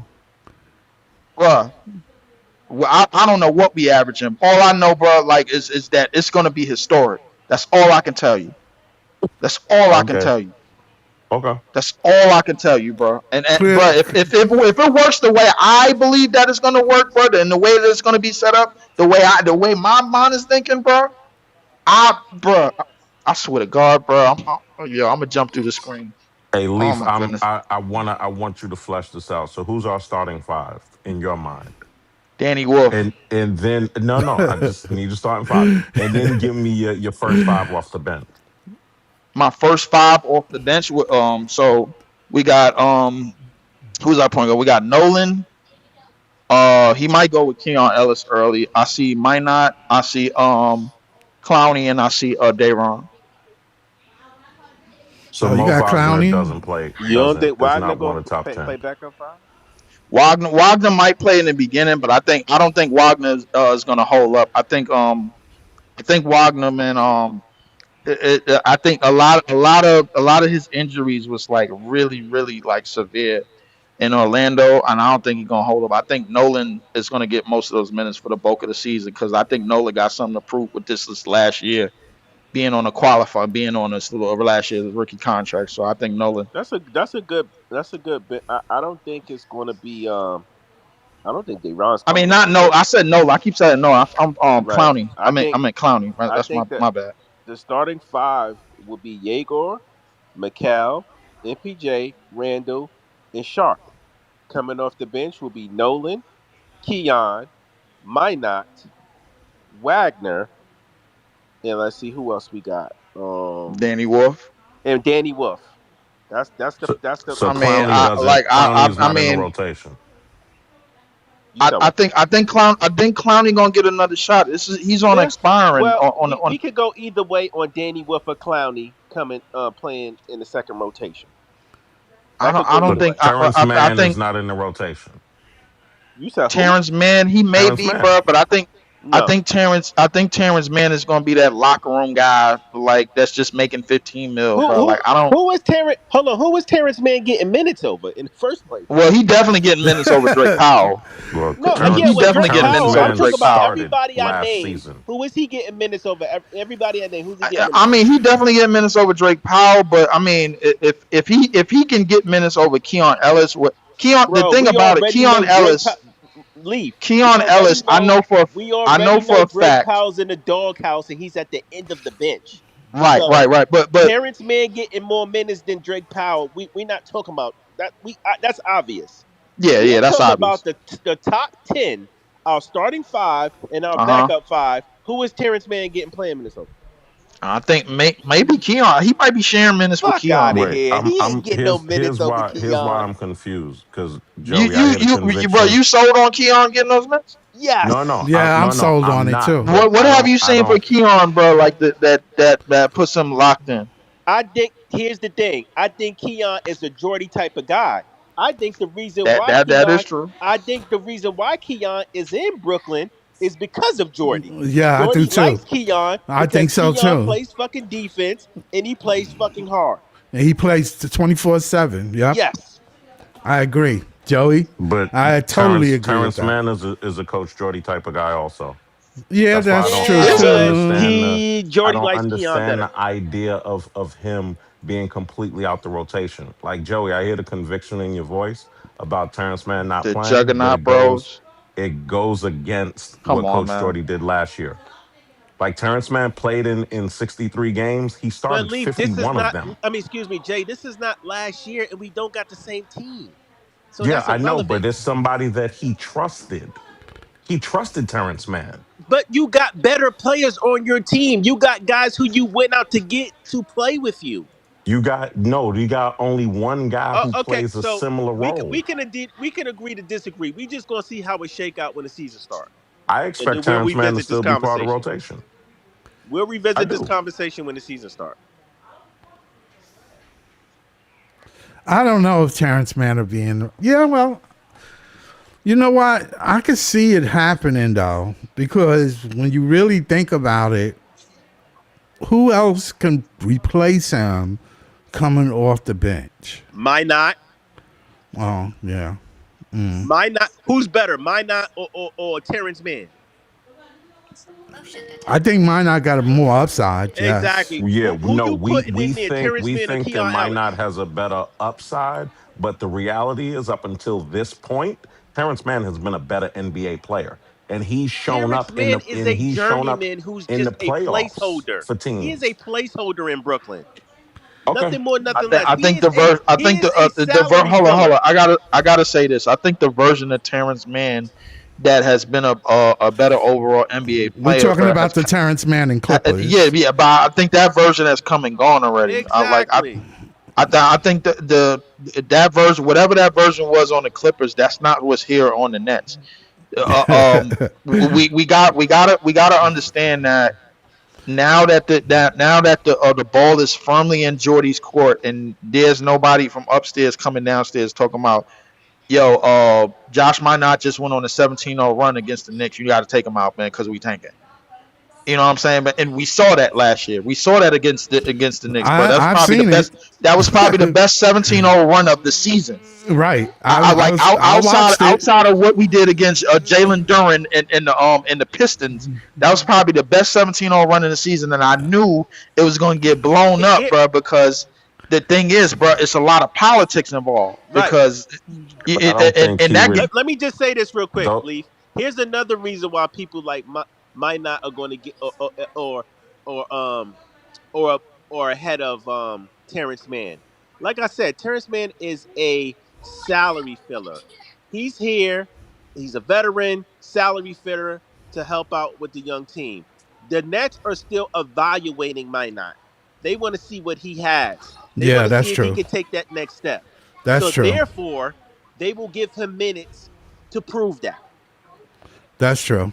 But this is here's where I strongly disagree with that. Why do y'all keep saying it's Minot over Terrence Mann when they don't play the same position? That's the part that I'm not understanding. Terrence Mann can play There's the two nobody and the who three. played. Can he No, not? no, no, no, no, no. I'm not saying what he can play and what he should But play. that's what he plays, though. He Nobody plays between the played. two and the No, no, three. no, no, no, Does no. he not? Last season for the Brooklyn Nets, nobody played the point guard position more than Terrence Mann did. Okay, well Oh, he's I did He this extra played year, fucked point then. guard but more this than If year, he, anybody. this year so is if going to you be want to put different. him, hold on, if you want to put him up against our point guards, he's extra fucked because he ain't playing the point guard over McHale and Nolan. How about No, that? he's not. He's Just I'm shot not not yourself playing in the saying point foot. I'm guard not this saying year. he's starting over them, but he played the point guard position Yeah, more he than did. He anybody Yeah, did. last last He year. season. did. Yeah, he did. Last year, He it won't be did. this year though. No, it won't be this year. It But won't be. even if that is the case, it spits in the face of the idea of him versus Terrence Minot. Those are guys who can share the court together because they won't be overlapping each other. And Coach Jordy trusts Terrence Mann's defense more than he trusts a bunch of these other guys' defense. He leaned Okay, on him a so lot last who is season. like I said, the starting? I mean, excuse me, the backup five that I just said out of my mouth, right? With Ellis, with Minot, with Wolf or Clowney, and with Nolan. That's Who the the second. hell? Hold on. Who the hell is Terrence Mann playing over? I don't know. That's what Coach Jordy's going to show us. He's not playing over none of them. Okay. He's not playing over Keon Ellis. He's not playing over Minot. Now I get it. He can play with those guys. Absolutely. I understand what type of player he is. He's a Swiss Army knife. But like Leaf said, at this point in his career, he is a salary filler. He is washed. Nobody is checking for Terrence Mann. Yeah, it's going to be hard for them to move him too. I mean, he was one of the 3 salary dumps that we took in the last 2 yeah, years. yeah. In the last year, he's one of Last the 3 year. salary So dumps why we've would we taken. prioritize a salary dump over young talent that we're trying to evaluate? I asked that exact same question last year, and that didn't stop Terrence Mann from playing. I Again, think. he played more point guard. We drafted 3 point guards. He Jay, played Yeah. more I think point we guard than understand why he anybody. played point guard, right? What? No, And no, I'm no, a no, Nets no, fan. no, I no, watch no, no, no, every no, no, fucking. no. I'm gonna tell you No, why he played it. I don't understand, and I'm going to tell you why I don't understand why he played point guard. At no point in time in Terrence Mann's professional or pre-professional career has he ever played point guard. He's never played it in high school. He didn't play it in AAU. He didn't play it in college. He's never played that position in the NBA on any NBA team. So no, I don't understand why he played point guard for Can I us answer? last year Can I when tell he's you why he never played played it? it before. Can I explain it to you why he played it? Go ahead. Maybe I could get some clarification. Go ahead. Yes, Terrence Mann never plays point guard. He's not a point guard. However, Terrence Mann is on the tanking Brooklyn Nets. Terrence Mann is playing with rookie point guards who can't run the offense, who can't bring the ball up. So what does Jordy say? Okay, let me go to my Swiss Army knife, Terrence Mann, to play point guard. Fuck it. It's not that we give a fuck anyway. It's a fucking tanking year. Okay? We're just trying to get the ball past fucking half court, which Yegor Demin clearly can't do right now. Right. So that's why he played point guard, Jay.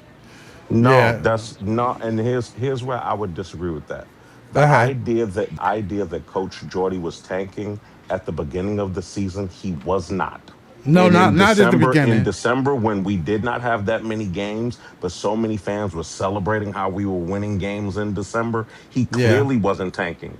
No. It came in, I forgot if it was February or March, when he was given clear orders that he had to stop, and Coach Jordy agreed, and he decided to So what tank. about my And do point you about know? Yegor and them not being able to bring the ball up the Oh court? no, no. You just I knew that the number 8 pick couldn't bring the ball up. He showed that before the season started. Toronto took all of his confidence away in that preseason game. but I'm telling you But that's why Terrence Mann was playing no, point no. guard though, Jay. I'm It not wasn't. agreeing that's why Terrence Mann did it. I'm saying the tanking part, Coach Jordy agreed. I forgot if it was February or March, because every game Okay. up until then, You know he what? Right. You was right. up coaching. Yeah. He was You up guys are right. coaching. You And guys are then right. I'm gonna go somewhere back on my first around point February or about the March, tanking. I'm gonna Coach go back on my Jordy first point about the sat tanking thing, down right? and he stopped coaching.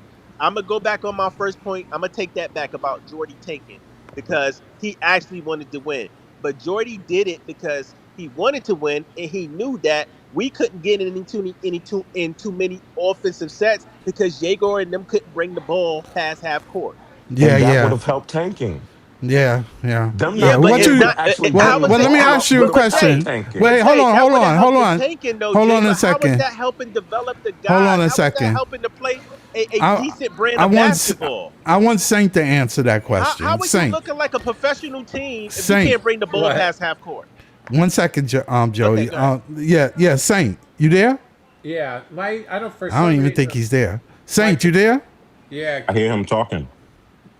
something's going on with my computer. Can you hear me? No, I don't hear him. Yeah, I Go hear ahead, him. Joey. I hear him. Hear him?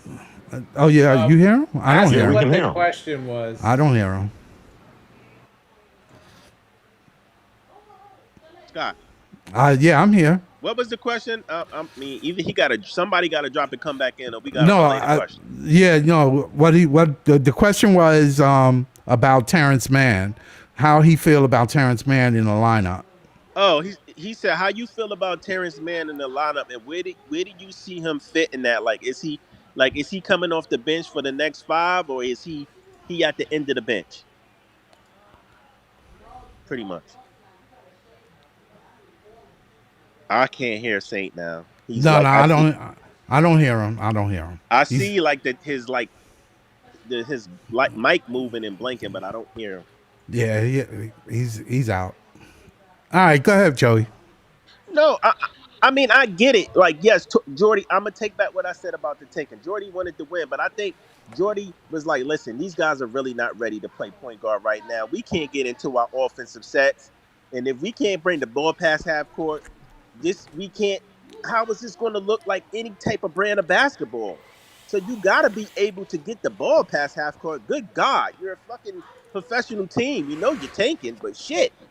You know what I mean? Yeah, it would have helped out the tank, but would it have helped out the development if the team can't get the ball past half court? I'm like, what kind of shots are they getting off? What kind of are they going to even be able to run offensive sets if they can't get the ball past half court?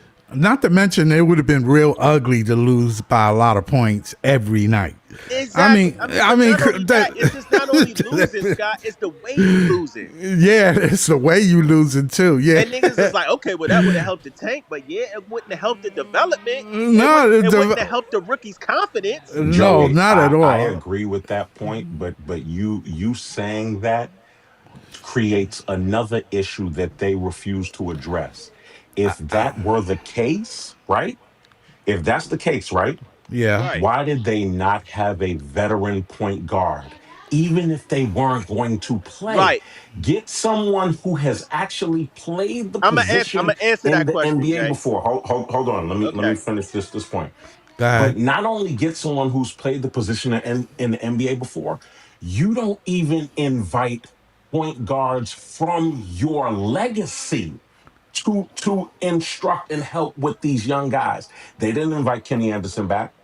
Devin Harris has been on payroll in the last few years. They didn't invite him back. Jamal Tinsley lives in Brooklyn. They don't invite him and ask him anything. Right. Rod Strickland coaches 5 minutes from Barclays. They don't ask him for help. And there's so many. Stephon Marbury is, if he's not in Asia, he's in Brooklyn. They don't ask him for help, and he's a former Net. Why did you Okay. not get professionals who've I tell actually you played why. in the NBA I to could, help these young I can guys? give you 2 words: Sean Marks. I'm gonna tell you why they didn't get a veteran point guard. They didn't get a veteran point guard because if they would have got a veteran point guard, right, that would have ended up with them winning more games than they wanted to win. This is what I think. I think they thought that Yegor and then would kind of they knew they would suffer and they would struggle, but they didn't think it would be that bad. And then it was like, damn, like fuck, he can't bring the ball past half court, so they had to pivot, and that's when they got people like Terrence Mann, who's the washed up Swiss Army knife, who we know is not a point guard, to start playing point guard. You think You that was understand what I'm saying? Jordy's? You Because think that was if we Jordy's? would have got an experienced point guard, then like Schroeder, and then we seen what Schroeder did when he was here. It was like, Yep. damn, They had Schroeder to going hurry up off. and He winning yeah, us some games. yeah. Well, they had to hurry up and When get him and rid of Cam him. Thomas was playing, they was the most at one point the most potent Lethal backcourt in the backcourt in the league. league. Yep. No, I agree. I'm talking about a point guard who wouldn't play. Get somebody who's injured in there to help instruct them. Oh, Yeah, but they saw. I think they saw what Dennis, like Jamal said. Look what Jamal said. That comment. yeah,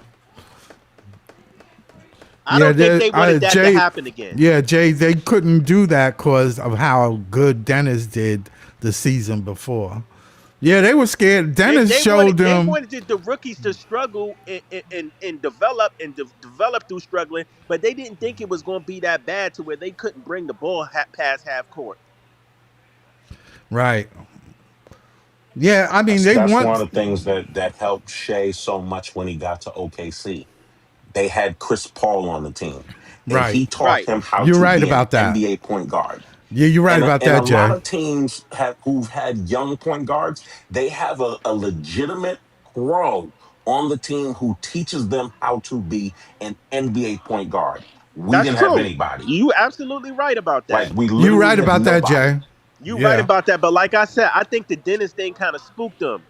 When Dennis came in the year before, and he was the veteran point guard, and he started affecting winning and winning a little bit too much than they expected. But they knew he would do that because he was playing for a contract. So You don't so get somebody who's playing for their NBA life. Like yeah. Schroeder has fumbled a lot of money before. So Yeah. he been trying to get his get back. Yeah, That yeah. ain't the type of player you need. Right. Talking about somebody who hurt, who has a legitimate foot injury like Bogey had and really can't play anymore, but they on the team anyway. Get that type of guy. But we also have to Well, understand you too, think Jay. We got to Ellis? You bring this think context Ellis? into the light that Jaeger wasn't fully healthy with his foot. Yeah, that too. That too. You So, think Ellis? You think Ellis can help that backcourt learn? I think he can teach him some things. I just look at Keon Ellis as a point of a attack defender, somebody who's going to be a pass and I pretty mean, if much you just can help the get second by, unit out with minutes. I mean, from the starter standpoint, and our rookie point guard. I mean, he I will don't think be so because I don't think Keon really not no point guard for real. okay. All right. Um, Okay. we don't really got no veteran point guard on the roster. Again, I think it'll be a little bit better this year because Mikael Brown Jr., as we know, he's a special talent and the boy know how to move with the ball. Yeah, Like he got he's handled. smooth. Like he can handle the basketball. He knows what to do with pressure. He makes quick decisions on the fly, and I think it'll be a little better. I think he'll adjust better than Yegor did. Right. Yeah, but do you know what they can do? I doubt they will, but what they can do to help MBJ with his development. What's that? There's somebody who just retired. You can invite them to training camp for a week Who? or Chris two. Paul?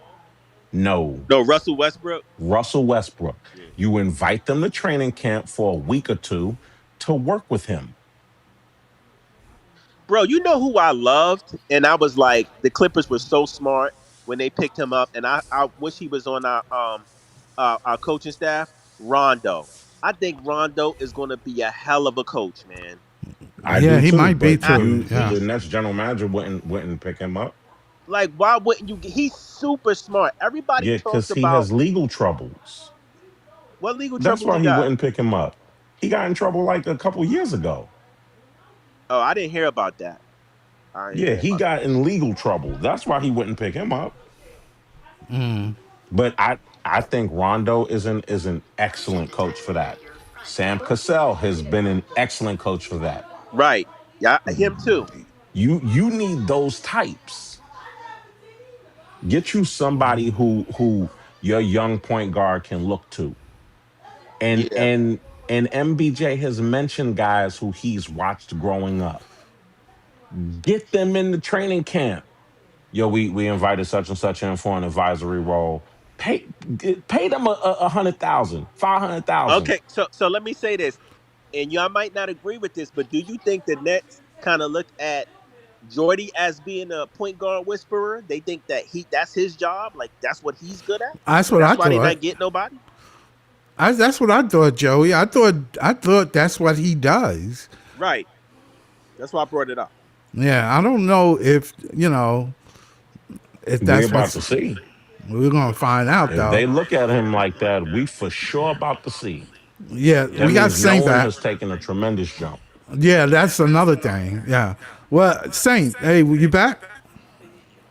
There's something going on with my Yeah, his connection, bike is low. Your mic is Wi-Fi, low. and yeah, I don't know what the fuck's going on with my mic. We can hear you though. We can hear you though. You clear. But it's like it's cutting in. I don't know. I was on my computer hardwired. It's active. I don't know what the hell's going on. But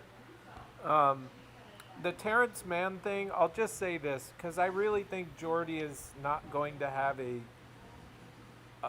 I just don't see him having like a full set like these guys play every day as long as they're not injured.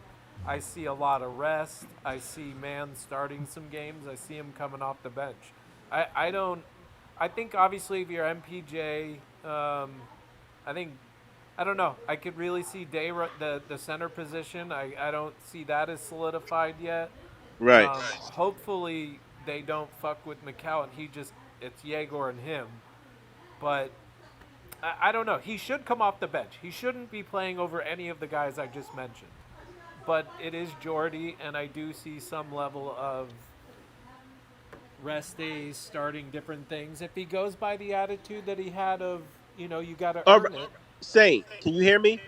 Yeah, I can hear you. So we know it's going to be some type of pecking order, though. We get it. It's going to be mixing Yeah. matches, and Jordy likes to mix shit up, right, with the players. But we also know it's going to be some type of pecking order. With that being said, the guys that I expect to play in the second unit, like Minot, like what's the Keon Ellis, Yeah. um, Trayor. Do you expect um um Trey to get more minutes than them? I honestly think some of that debate of how many minutes they're going to get is kind of out the window. I think this year you're going to something completely different. They want to win.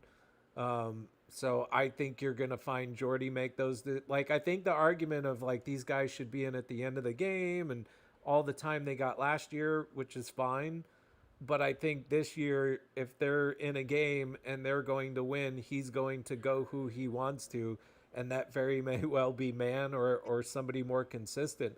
I'm not having any expectations about playing Right. time outside of Yegor and Mikel. That's So like what you don't think the Jordy prioritizing or the organization prioritizing the young guys and seeing what they have and knowing Terrence Mann is on the back end of his career and contract as far as being a salary filler, you don't think that's going to have a part to play in it? I don't think it's going to be personally. I don't think it's going to be as big as it was last season with playing time. I think guys are going to start falling in line a little bit. I think you're going to try and see them to start solidifying a little bit of like the pecking order. It's coming because you can't play. I'm sorry, like Drake Powell, Ben Suroff, like Danny Wolf, like they're not all. Nobody's starting here, and now they're in line, and there's guys that are going to be outplaying them. Right. Minot's going to be outplaying most of those guys. Exactly. So on some level, in my opinion, I just think it's different now. You brought in another, I don't want to debate what level he is, but you brought in another solid guy that is going to give you points. And if everything works, you are going to be better than last season. We don't Exactly. know. But that's what I was saying. Like when Jay was talking about Terrence Mann's minutes and how much he played last year, I'm like, listen, I know our roster ain't the greatest, but we still got better. And we still got guys who I think are ahead of him in the pecking order this year. Last year, anybody could have got playing time over the guys we had.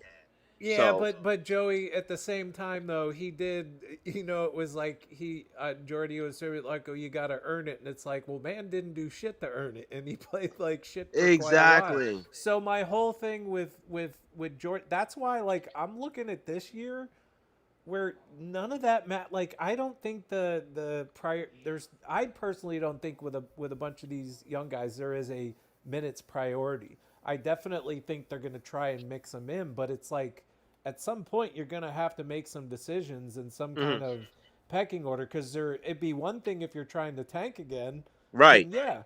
But this year, clearly, they're looking to win. right. So I just don't see. I don't know. I guess I just don't see like Ben Saroff being a priority. I kind of see Wolf being a little bit more. Drake Powell we have yet I to think they see. all. I think those three are on the end of the bench. And well, so, I wouldn't be surprised if one of them goes to the G League, but I mean, I think Drake Powell hasn't showed us enough to even be able to be like, I can't even.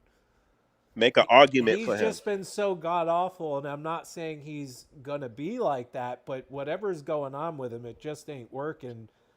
Hopefully this summer, and he comes in and things start I mean, clicking for listen. him. I know we got new guys in here, right? But and this is just all me projecting because I don't know what Jordy's going to do with his top 10 players. But when I'm looking at this roster, I just don't see certain guys getting playing minutes. I see them at the end of the bench, like the Saravs, like Yeah. the Drake Powells, like the even Danny Wolf. Danny Wolf, he might get minutes here and there, but I see him sort of like an end of the bench piece Yeah. because here's the thing, like the guys that I brought up, the Wagners, the Ellises, the Minots, the Treyors.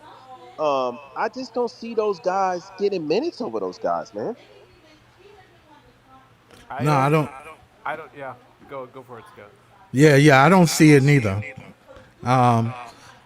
Yeah, we gonna definitely try to figure out. I think Jordy is going to definitely try to figure out what to do with the lineup, but it's going to be difficult. But with that being said, can I say this real quick, Scott? Yeah, Now, what we saying right now and what we seeing, it might be totally different when the season starts.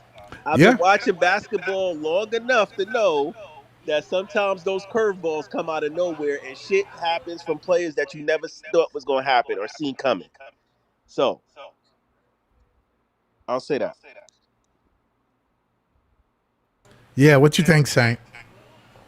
Um, Sorry, I got a little. My kid distracted me, but Oh, um, yeah, I don't know.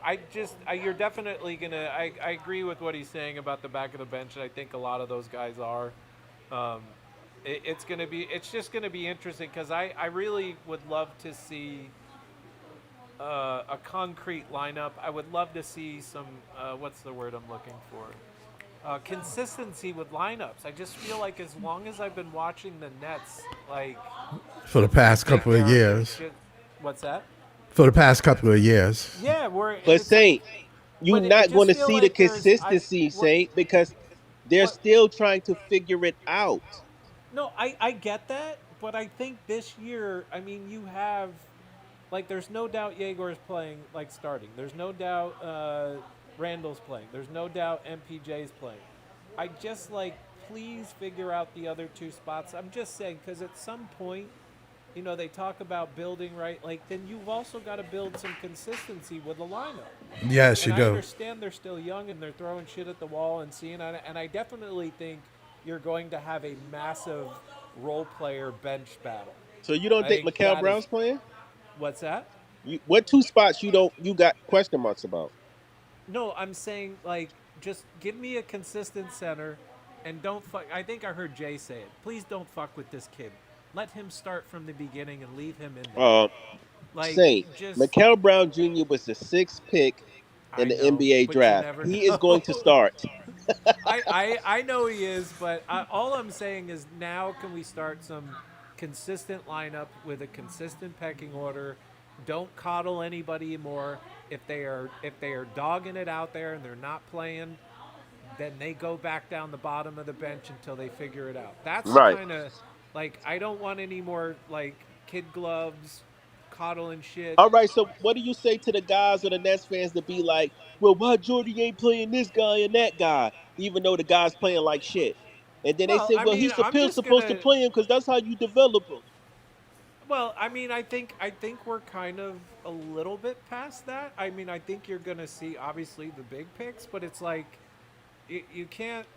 What are we doing here? Are we just staying like, and we don't care if we win or lose shit, or are we now trying to win? Because like don't give me mixed. I'm not saying you, but it's like there can't be no mixed messages. There has to be a, there But has to Saint, be a pecking order. People have to know where they fit in. that is And true, if and and if but it's some a I don't hard. care if they pick Nolan Trayor and let's just say Minot's or no bad example, Minot and let's say Powell, right? Like I don't if Minot is destroying him and killing it out there, like I don't care how somebody is in practice. I care about how they are in the game. And if somebody Yeah. like Minot is destroying Powell, there should be no Right, reason but but he but should but he Saint, should even because he was this pick or last year's Can, pick. can I Like can I throw this out there real quick, Saint? But yeah, here's yeah. the thing, right? I kind of think the Nets are stuck between a rock and a hard place. Now, Yeah, they granted, drafted too many they people. they did some of this to themselves for drafting 5 draft picks. Yep. But here's the thing: yes, they do want to win. Yes, they are going to try to win. But however, they still have young guys. They still need to try to develop. So it's kind of both So, but what does that objectives. mean then? What are you trying to advocate for the same type of playing time last year? No, I'm not trying to advocate. What I'm saying is Jordy has to find that balance, Yeah, and it's going to be rough. that's why I said earlier. I think I don't. That's why it was like when you asked about man, it was like I think that Jordy they're going to be experimenting, and I'm like I just hope we get to for me a season of like what the pecking order is, and who stands out and what should be a priority. Like you've got to figure that shit out quick, in But my here's the opinion. thing, Saint, and then you're going to have people in here crying saying we don't develop, we Oh can't well, develop. let them cry. It's No, now they're going to time say the for Nets don't know how to yeah. develop when a guy isn't pulling his weight and he don't get playing time. And you say, hey, well, he's not getting playing time because he's not pulling his weight and he's not improving. Then they're gonna say, well, that's bullshit. Jordy should still play him. He's not gonna get better unless he Well, plays. Joey, you know what though? To be honest, I love what you're saying because the one thing I'm not doing anymore, which seems to pervade like everything from like politics to sports, is I'm not arguing with people that fucking choose to be blind anymore. Like if you can't see dude is playing like shit and you get mad because somebody says like, "Hey, he's not playing good." And then I'm not arguing with those people, man. Just like I'm not arguing with some people about political things. Like I'm just not doing it. If you can't see it, I'm not going to try and convince you. And that's the same way Correct. But it's going to but be but my view I with the I'm just Nets this bringing year. that up to you that some people look at development as they don't care for guys playing bad or good. They feel like that guy needs to get their reps in to be able to develop. And if the organization is not doing that, they're not doing him well. Well, that's why I like listen. As much as people like, we've all been bitching. I'll say this, and I'll let somebody else jump in. Like, think about it, not last year, but the season before. We for seasons we have been complaining about how they play rookies, how we know that some succeeded to a degree, and then some it hurt. Like in last season, we literally had game one, and we've had like rookie playing time a ton of time, right? Like, but I don't think you're gonna have to argue about that anymore. Like, it just Say doesn't it make. was bad last year though. People were complaining about Yeah, Yegor and them not getting I enough agree. minutes. I used to argue with John like and other people all the time. It was like, hey, dude, like we're bitching, but they're doing it. Yeah, we know that there's little issues that they could have done better here and there, but by and large, they played the shit out of them last year. And a Yeah, lot they of these did. guys, they had an opportunity to step up, Oh man. and Hey yo, I ain't gonna lie to y'all. This icy hot shit ain't no joke, bro. Like what? had to put Wait a like minute. three I'm sorry, had Leaf. to put like three of them joints on, bro. Like Where? Because you just got on here. I have no idea what the hell on you're my talking shoulder. about. Okay, thank Oh, you. okay. Like on my right shoulder, bro. This shit ain't no joke. He That's how I put it know I'm on getting up like there, bro. I'm he like, put it on like he thought he was putting lotion on. He just got a no, whole no, I'm no. I put the it was the patch, bro. Like, oh the and I pat. put Oh it. yeah, It's that menthol. those are brutal. Patches are brutal. This shit is. Oh man, I'm sitting up, It's a man. Like chemical like burn, I'm. bro. It's chemical burn. It's supposed to I hurt know it too. is a That's how you chemical know it version, but I hurt. just got. Yeah. Yeah, I got this shit because I ain't trying to go to a hospital. But look, He's like, I may have a broken shoulder, but I'm not going fucking. My All I'm girlfriend saying said I is, got that Saint, shit we because got she got Nets sun. fans who always My gonna be on girlfriend one said she end of got the this. aisle I or the got it because other. she got sunburn. We Sunburn. got Nets fans who Yeah, nah, always she gonna did be get hit with some sunburn. I had to rub the ointment on her because her and her daughter wanted to go swimming, and her daughter is more on the melatonin side, and she's not. So right. So Honestly speaking, though, this year is going to be much better than last year. so yeah, this Saint, I we strongly believe so, man. Like I mean, look. I think that Jordy is been given an opportunity to be more innovative and more and more creative with the team and with the picks that he somewhat had a hand in. Yeah. You know what I'm saying? But like those 5 first round picks, I'm not of the belief. I'm not subscribing to anything outside of the fact that Jordy Fernandez had a hand in some of those picks. And now that we know he works good with point guards that understand his dribble, pass, and shoot concepts like it was in Sacramento, like it was Yep. in on Denver. And I understand what types and I most importantly understand what types of bigs he works with. And Yeah. Dayron Sharp is not a part of them column of bigs. I'm right, sorry. right. We this is Well, something we all know. This is why I kept like Danny Wolf. I strongly believe that Danny Wolf is going to fit an aesthetic of coaching, bro, that Jordy Fernandez likes to do. I hope so. I hope so, Leaf. I really liked Danny Wolf's game, and I hope he works out. I think he's gonna have a he's having quite a bit of an experience. I think he's getting awoken to a lot of different things. Yeah. Um, I hope he pans out because he does have a skill set, and That's he isn't unique. stupid. It just I hope that his he can develop a little bit more aggressiveness. Like honestly, like I Saint, hate I to said say a it this sport. You way, said you but didn't like Danny Wolf's archetype when we first picked him. what's that? Didn't you not say you didn't like his archetype when we first Who? picked him? Me? No, I was a fan like Oh, of okay, it was Wolf. probably somebody else. Yeah, My no, bad. no, no. I I mean, like I I mean, but Saint, not to cut you off, Saint, bro. I think the whole thing with Danny Wolf is not necessarily creation because I believe that he can get to spots on the court for his size. I just believe that he. physicality. That's all it is for me. I wouldn't even say it's Right. physicality. I would say it's more of shot making ability. I would say it's more of Well, the I think that's ability. gonna be there when he's comfortable. Because I'm not. He's not the worst shooter in the world, but it's like you could He got to still. knock those threes down, though, man. He be Yeah. I mean, pissing me yeah, off yeah. I sometimes. like, what I believe that his ability in the starting five. What I believe it opens up a level of a 5 player starting lineup level of creation and 2 man action and playing out of the second, third, and the short rolls and I need to see just Dayron extending first. on all I three need to levels, see. and it creates so many mismatched nightmares because It now does.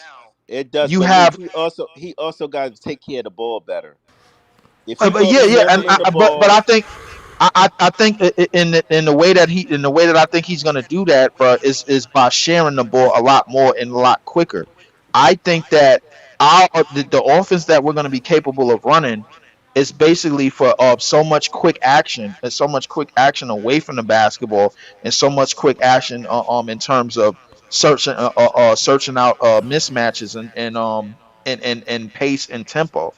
You know what I'm saying? It's going to be we're going to shoot a lot of threes, obviously, but it's going to be a lot of transition threes. It's going to be a lot of drive and kick threes. It's going to be a lot of standstill wide open threes. It's going to be we're going to have a heavy dose of threes, but the lanes are going to be open for backdoor cuts and quick layups and quick drives to the pen and quick pump fake and drives off of the wing, bro. Like I see that with him in this lineup because from him, Julius Randle, and MPJ. MPJ we already know is one of the best shooters, but Julius Randle and him are serviceable 3 point shooters to where the normal fives that's waiting down in the paint for a rebound have to make up their mind. They have to make their mind up right away. They can't second guess it. They have to make their mind up whether they want to get out and guard and get out and be on the perimeter. and rotate and navigate laterally, bro, like from perimeter to perimeter, and then with somebody like Danny Wolf running off of three pin downs and getting open, and then you got Julius Randle to basically pick apart one on ones because he's probably going to get to the line the most on our team. You know what I'm saying? So now you have that spot occupied, bro. Like so the one thing we know, if Julius Randle has enough spacing, bro, like he has the entire court to work with. It's just that a lot of his shit has to be quicker. The same with MPJ. And I think Yegor gets more paint touches, bro, when Danny Wolf is on the court. I think it's a heavy dose of offense. Defensively, bro, it's more of a team. It's more of a team orchestration, bro. Rebounding is a team orchestration. It's a unit type of thing. And I think that with our team rebounding, we can get out running and get more transition on perimeter opportunities going, bro. With that lineup, I What think it's going to what be a heavy what dose of offense, position? and I think that's okay for this type of team, the way the roster is constructed. Well, let me ask, since you want Danny Wolf to play, right, and you see him being more along the lines of guys that Coach Jordy has coached before, like Jokic and Sabonis, right? One of the main differences, and Saint was talking about the physicality. I agree with that. Joey was talking about he got to protect the ball. I agree with that. One of the main differences, though, between them and him, those guys rebound, and like they seriously rebound. He doesn't. Yeah, that's a And good if point if too. That's a good if point, he's Jay. if he's Yeah. out there, but aside from that, if he's out there, right, Jokic handles the ball a lot. Sabonis handles the ball a lot. How is he going to be handling the ball a lot if Julius Randle's on the court, who likes to handle the True. ball a lot? Well, And I don't and think I don't we think expect. it's for him to handle the ball a lot. I think it's So for what's he him to going get to a do? lot of. I think everything that Danny Wolf is going to provide in the starting lineup is going to involve spacing. It's going to involve spacing and making and somebody that can make extra passes and somebody that could play out of the short roll. Like as soon as you give them the ball, like there's going to be a decision. There's going to be a quick decision made. There's going to be because now you got guards that's going to play on all three levels. Now you got MPJ that can play all three levels. Now you got Julius Randle who can play all three levels. He can play all three levels. If you go back to last year when he was put on the wing, no matter what position he played, when he was put on the wing in a half court set, he was allowed to stay. He was allowed to be out there. His defender usually came late. He pump fake and made a move to the basket, 1-2 dribbles, or made a pass, or made Now I or will. got to a pass or Can got I to a just say shot. this though? So I everything will is say about this though, creation and Jay. quick. Everything is about creation and quick opportunities for the offense. I think that's that should be close to what our formula is going to be. A heavy dose of quick penetration, drive and kick, quick penetration, drive and kick, a lot of two-man action and a lot of action off the ball and a lot of action away from the ball and a lot of opportunities for Yegor to get paint touches and as well as MPJ and as well as everybody else because now you don't know who to guard because everybody could will operate and score on all three levels. So let me just say this about the rebounding thing. I totally agree with you, Jay, but I don't think it will be that bad this year because we got MPJ, we got guys like Randall, we got guys like um like Sharp who really rebound the ball good. I think MPJ averages about 8 boards per game or something like that, right? Um Randall is also a pretty good rebounder. So if Sharp is out there with other good rebounders, he kind of can get away with it a little bit, but I do agree he does still need to be rebounding better because I think once he have good rebounders and numbers, that's better for us. You know what I mean? The more good rebounders we got, that's the better for the Nets. So Hey Joey, but if MPJ and Julius are out there, they not gonna have Sharp and Wolf out there. no, Like I'm just saying if it he's would with at be. least like one of them, if he's Oh with at no, no, least I don't disagree in terms of day rebounding. I'm saying that you can MPJ, you can compare his numbers in terms of how many rebounds he's gonna get to what he did in Denver. You can argue and say that Julius Randle will rebound kind of like what Aaron Gordon was rebounding. Jokic was still getting at least 12. correct, Danny Wolf cannot be out there getting 4. correct, I agree. Like, come So on. how If you many out there, you rebounds is got the rebound. respectable for Danny Wolf? At least 8. Okay. That's a lot for him, man. I don't know Well, if he's gonna get Leaf 8 thinks he's rebounds. going to be 20, 10, and 5. Do you I'm think the saying he backcourt? should be at least 8. Do you think the backcourt can help Help Yes, with and what? rebounding. in Absolutely. rebounding? I Because we have think, a big backcourt. True. yeah, but I, I don't see them being rebounders like that Okay. because you have MPJ and Julius up front. Right. But also you still need your big man to be a viable rebounder. One of the great Right. things about Day rebounding is he gets sometimes half of his rebounds on the offensive side. Yeah, sure Right. enough. Sure enough. So like Danny Wolf needs to be able to do y'all realize if he's playing as much as Leaf wants him to play, 8 rebounds is asking him to get 2 rebounds a quarter. He can't do that. That's first team. That's first team rebounding. Well, I I think we mean, kind of mixing a lot of shit up. I mean, Leaf is expecting him to start. I'm not really expecting Danny to start. So, but if he does start, I kind of think 8 rebounds is kind of far fetched for him. I don't know if he could pull that, to be honest. That's a lot. That's a Yeah. lot to ask for a And then, second year. like I said, you out there with other good rebounders and shit too. So you battling your teammates for boards. You know what I mean? Like, yeah, for sure. so Hey Scott, real quick to hop in here, just to test something out. Can you send me a link to join uh, in my DMs and Yeah, Twitter? yeah, All yeah. right, I'll be back. but I will say this, y'all. I think we're going to be a better rebounding team this year, man, because the Nets be killing me with rebounding the ball sometimes and looking at the ball and shit like they can't pick it up and letting these guys get second opportunities on the other teams, and it just it irritates me. It's like, how is one guy from the other team getting the ball and there's three of y'all standing there? Like, I don't know, but yeah, we should be okay. I mean, Randall and MPJ. Let's see if you got Randall, MPJ, and Sharp starting. This is just hypothetically, like I think is going to happen. I think Okay. we should be okay with the boards. Yeah, I think. Those 3 should average at least 25 combined. Right. Yeah, yeah. But on the other hand, I totally agree with Danny Wolf. I think if Danny Wolf is not going to be physical like we want him to be, he has to do other things, right? He has to hit his fucking 3 pointers when we throw that bitch out to him, right? In that corner At or on least the at a elbow. 38% clip. He has to be able to take care of the ball when he's out there razzling and dazzling and doing all this shit he doing. Take care of the basketball, man. Like, and you know what I mean? Like, if you're not gonna be physical, I get that comes with time. You gotta, and you're not gonna be good on defense. You gotta at least rebound the basketball. So,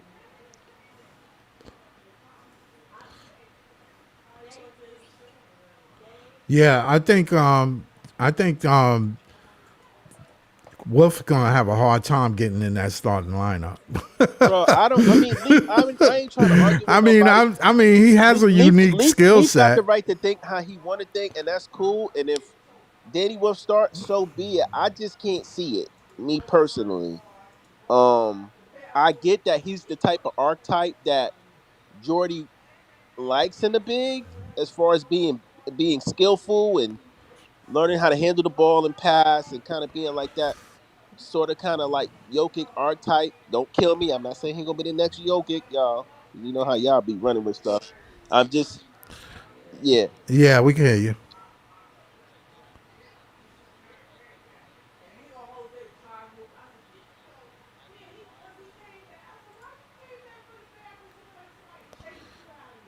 That's a YouTube thing.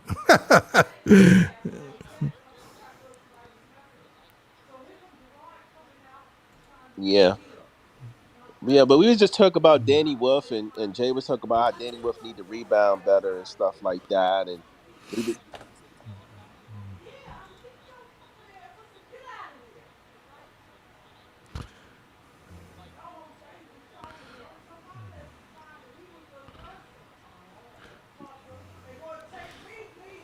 They gotta grow into their body, man.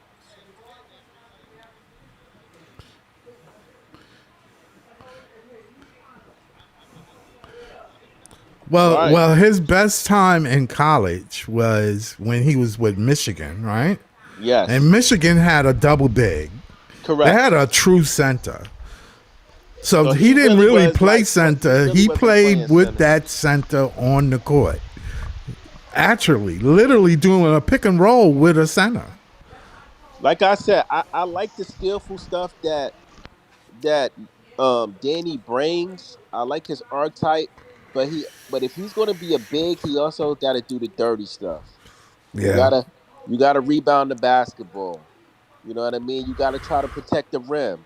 These are what bigs do. Like we get it. You can handle the ball a little bit, and you can shoot a little bit, and you can pass, but you need to be able to do the basic big man things if you're going to play the five. Right. Exactly. Especially in the NBA. Especially. I mean, we get it. Jokic ain't. He's not the best defender, but that's He's why he got Aaron Gordon there to cover his six, right? Aaron yeah. Gordon picks up a lot of ground for Jokic. But yes, he's not the we get it. He's big, he's slow, he's not that athletic. But his talent keeps him on the court. And And we on top of that, he rebounds the basketball.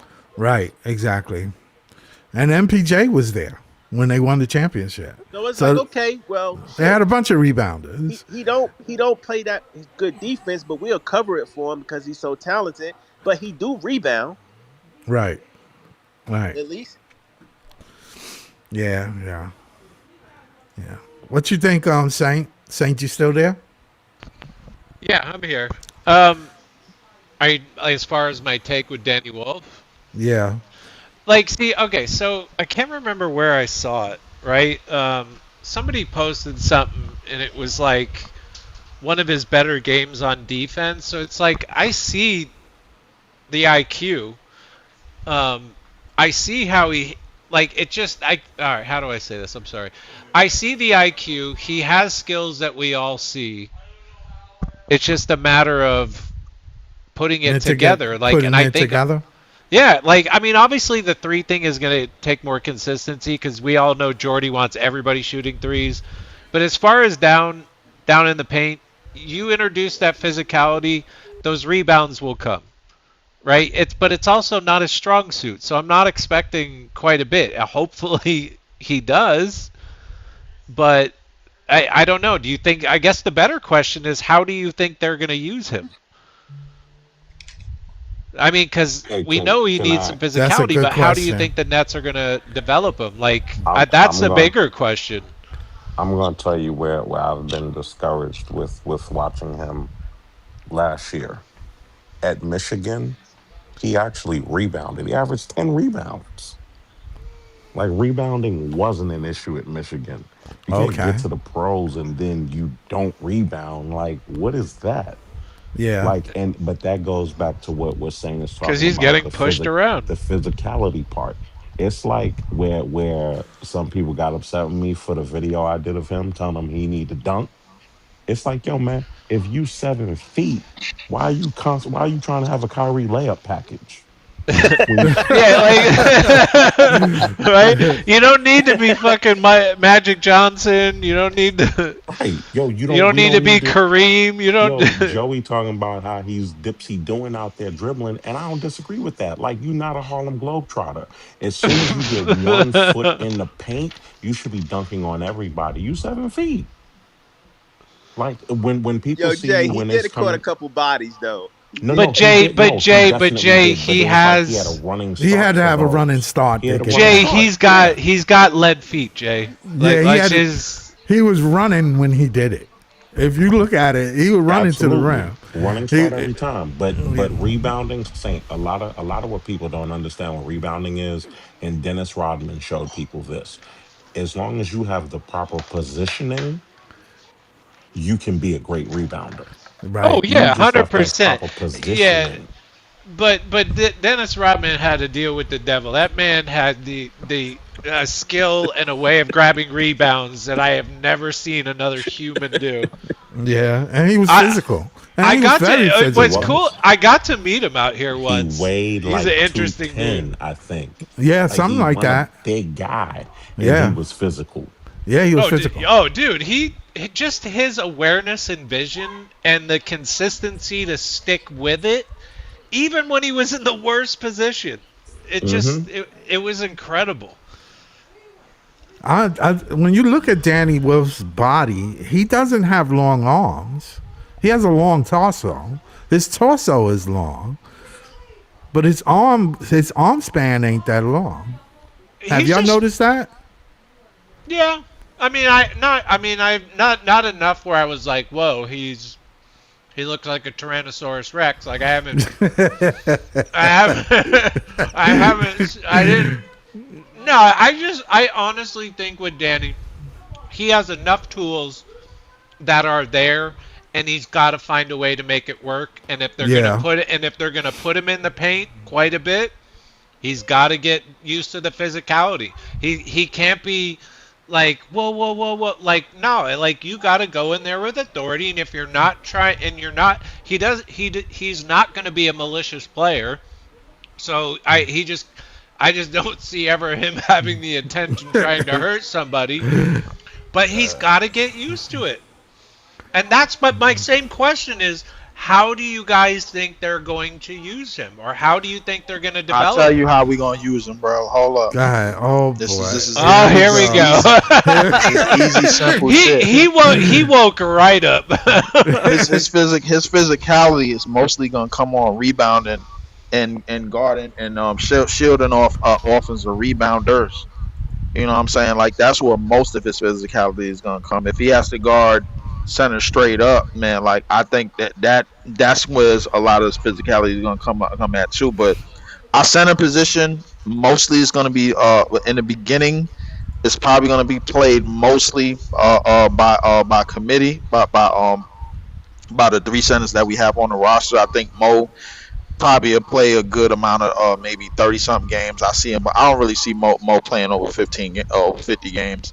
His injuries are very, very severe. But at the same time, I think that once we start to establish our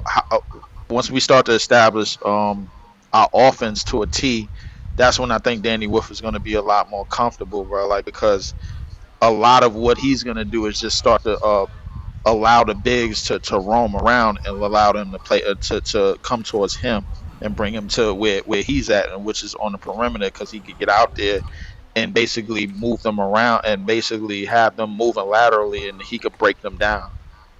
And he's capable of doing that. But his physicality is going to become a more off of boxing out and more for just contention in the paint, bro. Because I think he can get to places defensively and offensively. It's all about just making the stop or making the shot or making the pass. And I think that's going to come with reps. So like I don't think he has a problem getting to a spot or meeting somebody at a spot. I think his problem is basically vertical. His problem defensively is the vertical. It's not lateral. Right. It's his jumping ability. That's what you said. Yeah. Okay. Yeah. Most of his problems are just vertical. So I've seen him block a shot. I've seen him contest a shot. The thing is, everything with him is going to be mostly just vertical and dealing with the physicality of a said center, but straight up when it's just a mano. If he got to deal with a 260 or 280 pounder by himself, then that's going to be his biggest challenge, bro. And rebounding and boxing out is going to be more of his biggest challenges than what he can provide on offense. Oh, okay. All right. Jellio said, although Leaf has been right on a lot of things, so maybe he's on to something none of us see. Oh, okay. I hope so, Leaf. I'm with Leaf in the sense, like, I like Wolf. I may not be a Wolf truther like Leaf is, but to me, he has enough intangibles to find something in this NBA. Like, he doesn't strike me as a player that's going to be out of the league. He just doesn't. That's right. Yeah. You know what I mean? Right. And I don't know what level he's going to aspire to, but he's got enough tools to figure something out, to be effective somewhere. I hope Jordy can figure it out. I really do. Yo, can I push back slightly on something Leaf just Go said, ahead. though? Go ahead. There are not many 280-pound centers in the league. Danny Wolf is 7 feet 250. Yeah. He is bigger than most centers. Like physicality should not be an issue It for should you not be a because you're bigger weakness, than right? most of these guys. Yeah, Right. yeah. He Right, bigger right. than most of them. Yeah, he You is. can't play like you a little. That goes back to Joey talking about him dribbling around like a Harlem Globetrotter, man. You got to get out of your mind that you're a guard. You have to go back to when you had a growth spurt and you're not a little kid anymore. You got Right. to play like a big man. Like Yeah. you 250 and you were 250 before they taught you how to lift weights and get grown man strength. So you Right. should be way more. You've been in the program over a year. You should be ready to deal with the physicality of it and not cowering down to anybody. Like one of these clips that I saw a few weeks ago, Chet Holmgren took it to him in these summer runs. And I'm looking like, Chet Holmgren weighs 50 pounds less than you. How are you getting bodied by him? Like, come on, Yeah. man. Yeah, Chef Holmgren looked like he can eat a sandwich and he need it. He need a sandwich. He eat a sandwich and look like he pregnant. That's how skinny Chet Holmgren is. We asking for Danny Wolf to actually play to your size. You got to play to your size. If you 7 feet 250, play to that because it's not many guys in the NBA who are 7 feet 250. Not many. For Play to your sure. size. Don't stop playing small. Yeah, he got to stop playing small. He really do, because he has the skill set. That's for sure. He has the skill set. I don't get it. I just don't get it. I think his skill set is basically for anybody his size that has the physicality. He could play how he normally plays. Like, you know what I'm saying? A lot of his shit is going to be in short rows. It's going to be catch and go. I just think he's going to have more opportunities because of the way that defenses play him, the way the matchups and the defenses play him off the rip. It's a lot of things they just don't see coming, bro. Like, this is a part of his uniqueness offensively. I think offensively, if he's playing against somebody his size that's looking for the physicality, he could play the way that he's been playing. It now and against smaller people, bro, like if he's getting switched on to that and he's not taking advantage of that, then okay, I understand people like being all the way upset about that. I understand that, especially if it happens multiple possessions in a row and they keep going to him and like, yo, you got a mismatch, you need to go get a bucket, da da da da. Right. But if once he starts to fill in the gaps of all of those question marks of being able to at minimum box out people his size and with his physicality, being able to not being able to challenge shots a little bit more, even with the lack of vertical that he has, being able to just be a plus on the rebounds and be a help on the rebounds and help on defensive switches, being alert defensively. There's something you're missing, unless I didn't hear it. The one thing I will say about Danny Wolf, he's not the fastest guy in the world, but when they get on a run, I know he does have he's good at that, like keeping the ball moving, being aware. Yes. That's the one skill that I do like about him is his court. He has a great court vision. Yes. And that I think his creation. I don't think anything with creation. I think he can be creative. He just doesn't have the physicality to match some of the shit that he would probably want to do. Right. I mean, but his physicality is mostly going to come in mismatches. I don't think it's going to come against anybody his size that already established. Then we're going to have another center that gets pushed around. No, not necessarily. I just don't think that he's not going to go to a super duper physical move. No, I'm not saying no, but he's got to have a moderate amount of physicality in there.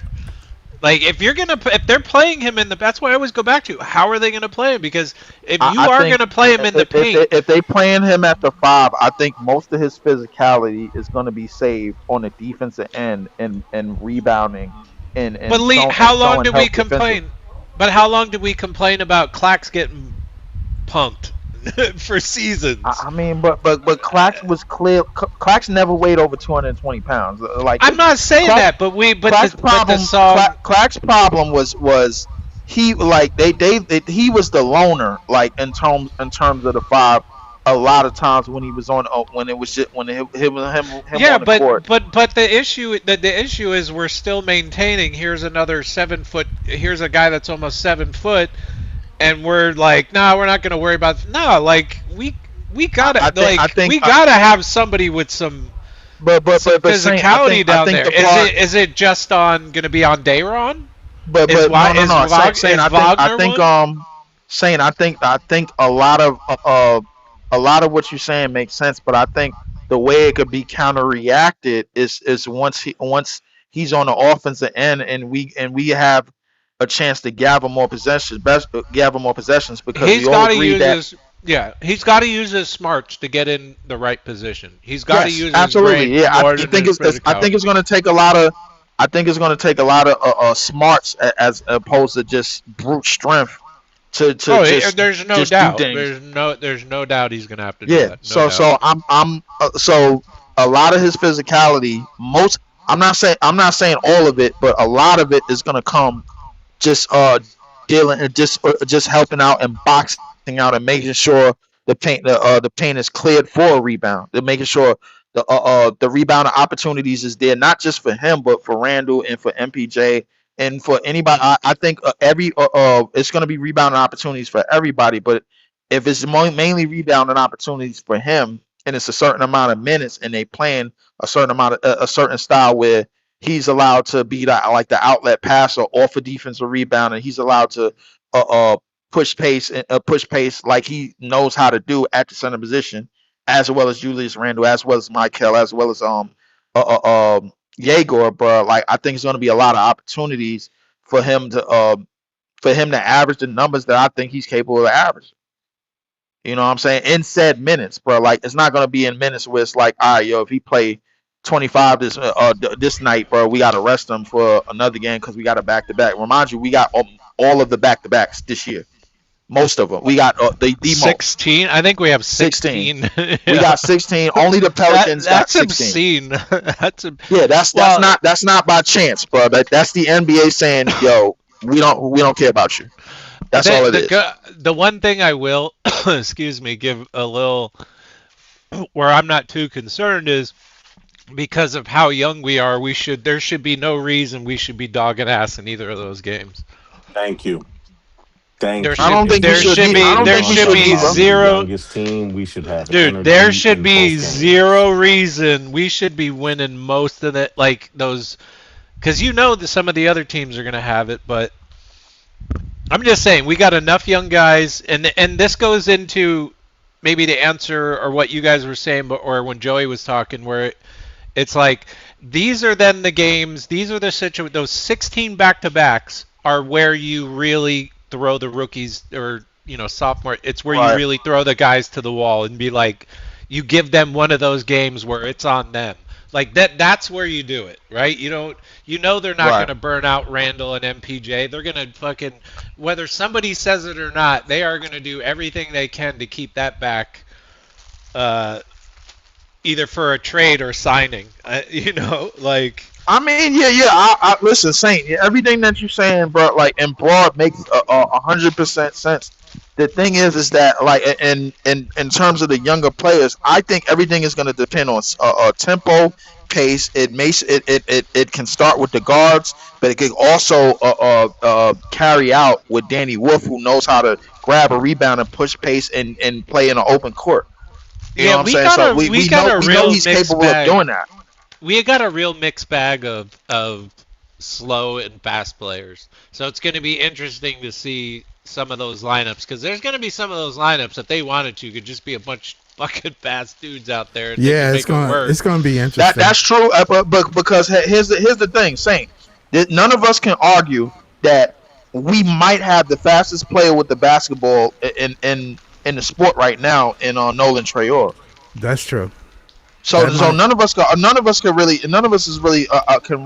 argue that definitively, bro. Like when the bench comes in and Nolan Traore comes in, bro, like I expect us to get up and down the court, bro, with ease. I would I hope really do, so. bro. I would hope I so. expect that. A Leaf. You know why I'm kind of skeptical and hesitant on that, because he had a knee surgery that nobody knows where it came from. And I didn't hear the Chaney Johnson interview, but has anybody talked about what his speed looks like after the surgery? Oh, it was a knee injury, right? It Yeah, wasn't he the had a knee injury, yeah. surgery. Yeah, he had surgery, yeah. So But I I'd mean, like to know what he I looks think like post surgery, Oh, yeah, that's yeah, a so good he yeah. knows Yeah, question, that's Jay. where he got injured. That's a good no, question, Jay. Jay. That's a good thing to worry about. But I mean, in today's NBA, I mean, unless you got an Achilles or a bad back, bro, like it's like I don't really think like your natural abilities at a certain age is going to be nerfed until you start reaching the age where it's like, okay, yeah, I'm clearly slowing down. You know what I'm saying? So Well, I like I I hope just look at not, it that but way. That's just for me. I mean, Leaf, I don't think that's just I don't think that's agree. the case for everybody at all. But at the same time, in the case of Nolan Trayor and in his role, I think that he can still be one of, if not one of the fastest players with the basketball in the sport. No, that's what all of us would hope. At the same time, you know how some people are when they come back from injury. They have a mental hurdle to get by. Am True. I able to do what I've done before and not get injured? Because again, we don't know how he got injured or True. when he got injured. They I just forget who are you randomly talking. said Who That are he you is had a true. knee talking? We surgery. talk Who are about you? Nolan Trayor. Oh yeah, yeah, yeah. That got dropped very casually. Yeah. And nobody has asked about it since. Yeah, I don't know nothing. I haven't found anything about his injury. Nothing. I'm surprised. I'm looking at tape on X of Manat, and he lit it up. He lit it up. I think Minot. The thing is about Minot, I don't think he realized what he came on to last year, when he came on in this roster because You think he know now?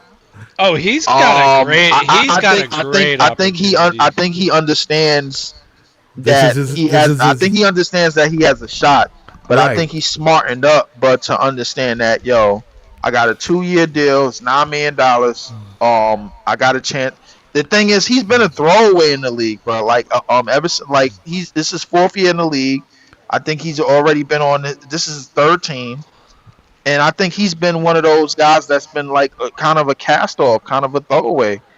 And Josh might not really has the chance to just to build a rapport for him, not just for himself, but for himself and everybody that's been put in his position. Like, yo, we throwing you around the league because there's not really no spots for you, and we don't think your athleticism is good enough to start or do this and do that, this, that, the third. You know what I'm saying? But I think in his role, I think he has a chance to prove otherwise. You know, One he has thing a chance. about him, one thing I notice about him, when he's around the rim, he finishes. Yes, he does. He don't lay. He ain't Yes, he trying to does. be nice. He's Nah, he too hand packing that shit. I ain't gonna hold you. He ain't trying to have the Kyrie layup package. no, Nah, no he ain't with that Kyrie package. shit. I'm packing that. No, I'm just I'm packing that. I'm I'm packing that, bro. Like I ain't got time for that layup shit, bro. Like no, I got 100% average. This is Trying to gonna put go you through the in. rim. Yeah, I'm gonna punch it through the rim. Yeah. Can I say something? I think I love my nine. I think he's the dark horse. I think he's going to be a guy that's going to take a jump for us. I just love his game. I love his attitude, Me and I too. think he's in a perfect situation to show that He he belong. belongs in this league, and I Yep. think he's going to do that this year with us. Yeah, I think he know he need to do it. I think he is too. And I think one of the things that we go back to is last year, in that 17-0 run, which was probably the best 17-0 run and probably one of the best 17-0 runs in Brooklyn Nets history. And in that season, and he was a part of that, and he talked about it after the game, bro, like how bad he really wanted that, and and he wasn't leaving nothing unsaid, bro. Like he was like, "Yo, I wanted that shit so effing bad, bro." Like I mean, like it's like every game feel like a damn road game for us, bro. Like we got people just coming in the building, just like, all right, yo, we here, but even though the Nets is playing, bro, we here for who just traveled in, this, that, and the third, and he spoke a lot on that, and I think you could just tell there's something in the air with some players that just believe that like that something could shake with this team, bro. Like because if it's said in the players first, bro, like if it comes from the coaching staff and then it comes from the players, bro, like there's a cohesion that's in place. There's a connection that's in place. You know what I'm saying? Like and slowly it's starting to gather, bro. But it will be there. I told people at the top of the show, and I mean it. Now that Saint and Jay is here, man. Listen, I could tell y'all from the bottom of my heart. At some point, bro, we all will be in basketball heaven because we live in hell right now. You know what I'm saying? So I hope you are right. With all my heart, Leave. I hope you are right. I hope this is the like, worst. The way, like, okay, Bob from Nets Daily said something the other day,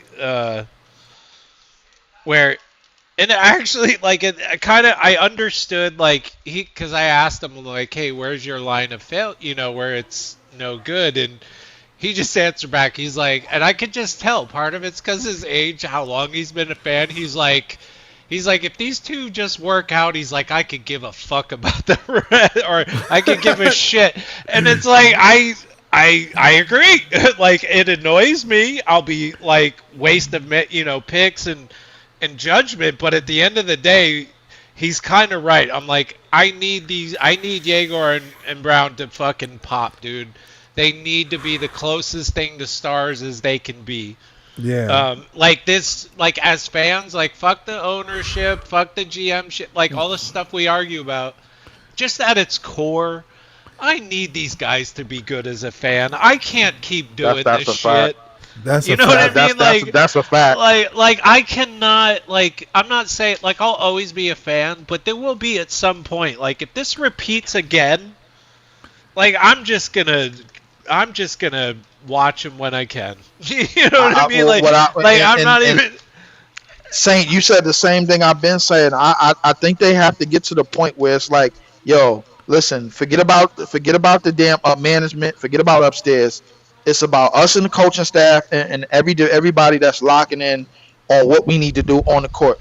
We got to take care of what we can take care of, and what we're in a position to take care of. That's right. And Leap, that's why I said what I said before, in the sense of like, hey, you got it. Like, there should be no more kid gloves on. People need to start falling in line. Like, you really need to find out what.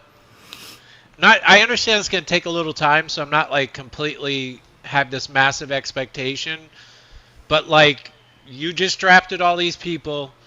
Now you got to start. If you have to start cutting a little fat here, a little fat there, you need to start doing it. You really need to start laying in enough with these young players of, like, who you really believe long-term is going to be worth investing in your money. Because at some point... Yeah. And in between that, we know a bunch of these guys are not going to get re-signed, because somewhere in between that, the Nets are going to go shopping for somebody. Yep.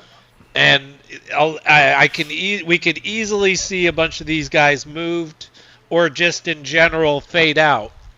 Like, everybody debates who they think is going to be not playing in the NBA anymore, but I don't know. It just...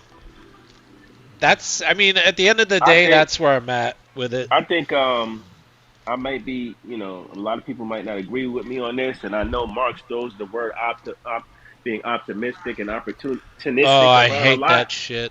Right, but I personally think, when I look at all these teams and everybody's going all in trying to win, a couple of these guys are going to blow it up, and it's going to be some fire sales.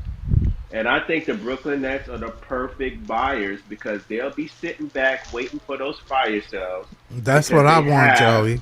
They have the cap and they have the assets to be able to buy.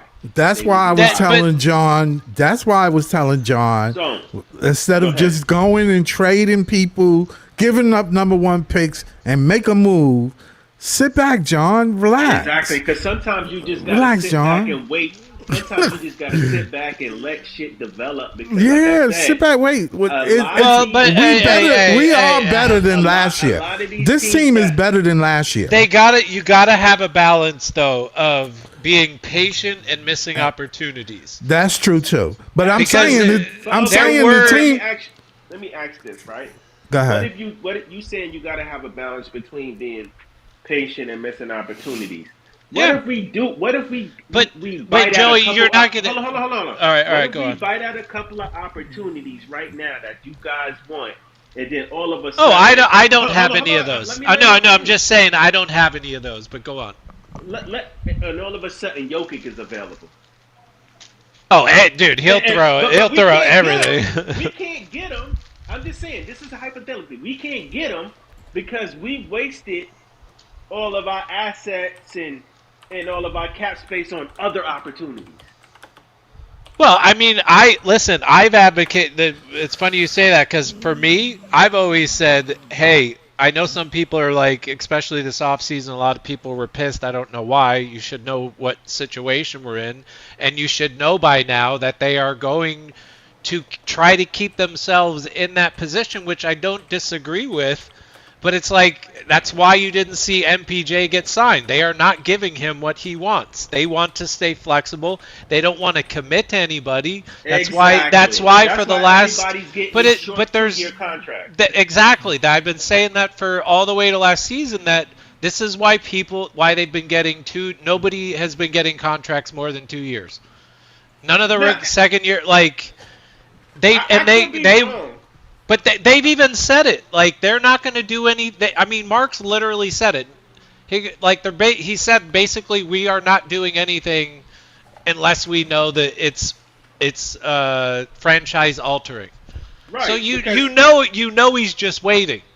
Right. Exactly. Exactly. So I know people want him to do little moves here and there to improve around the edges. But like I said, this is the NBA, and in the NBA landscape, shit moves fast and shit changes quickly. You understand? That's what I said. Be a contender 1 year and be the bottom of the shit on the shoe the next year, right? Yeah. And it's looking like Denver is on the brinks of collapsing. When you really look at it, it's like, damn, it can't get no worse than them. Like, the young players that they need to keep around to help them, like the Watsons and they let MPJ go, they can't afford because of their apron situation, right? And it's like they're trying to hold on to Jokic to try to salvage something, to try to salvage that championship run. But deep down in their heart, they know they just don't have enough to win with the young players that they got on their team to help Jokic out because of their cap situation, and they can't really buy too much talent. So with that being said, I think sometimes you just gotta wait and sit back and watch teams blow it up, and then you come in and you start buying fire sale. You can't fire sale. I clearly, and this is where we'll see long term if what decisions pick wise were made actually pan out. But it's clear to me that they're clearly wanted. The plan is draft, try to develop these young guys, pick up a trade here and there, but keep guys that are flexible that other teams might want. Have these players enough that if you do go for the big trade, you at least have a contract eater. But the question is you got to wait to see what happens with the development. And then the other thing is, how long are you really going to be waiting? Because on some level, that's not really the best game plan, because you're literally going, okay, when's somebody going to get bored and ask out? But they don't. That's not really a game right? plan either. They can sit there and be patient and wait for these guys to develop. And then if these guys, how long? Let's just say, like maybe a year or two. Let's just say Yegor and Mikel pop. Then they can start making some trades to Yeah. improve the roster and fill in the pieces What to if help them out. what if Yegor turned out to be a superstar? Right. Well, let I me mean, okay. Let me ask you this, Joey, because I think this is an important question. Because I've been seeing people argue about it. Your expectations of how many seasons for you are you thinking it's really like how many mid seasons do you think we're gonna have? I Like think before, because if you're going, and if I agree with you, I want them to develop.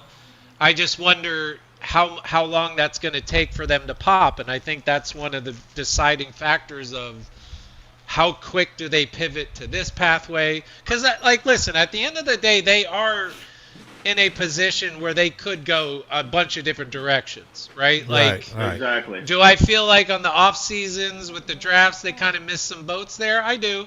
I think they had potentials, especially when you see what some of these guys were going for. It's like, what? It's like we have 9 million second round picks. Dude, we're that dude, we could offer. Yeah, I'm just. It's just wild to me. Yeah, we could have went. I think the Nets will continue to develop. I think they will be slow. I think they will be methodical about this, unless there's a fire sale for a life-altering superstar that's on the, let's say, level of Jokic or something like that. Rather than that, they're going to stay pat. They're going to develop. They're going to wait for these guys to get better. And well, then who do you think? If you're saying Jokic level, that's the problem for me right there, is because there's not many. So how long are you going to wait? So I guess my point is, what is a superstar that you're willing to just lay it all on the line, like Anthony Edwards, Jokic? Like I don't want one of these aging star shit. But that's either. the thing too. A lot of people are impatient. Listen. No, I'm willing to be patient for a season or two, but like I just need to know expectations. My thing is, you don't need to go get a star unless you're ready to get a star, unless the core is established. I don't think they have that much patience, but I agree. I understand. I mean, Yeah.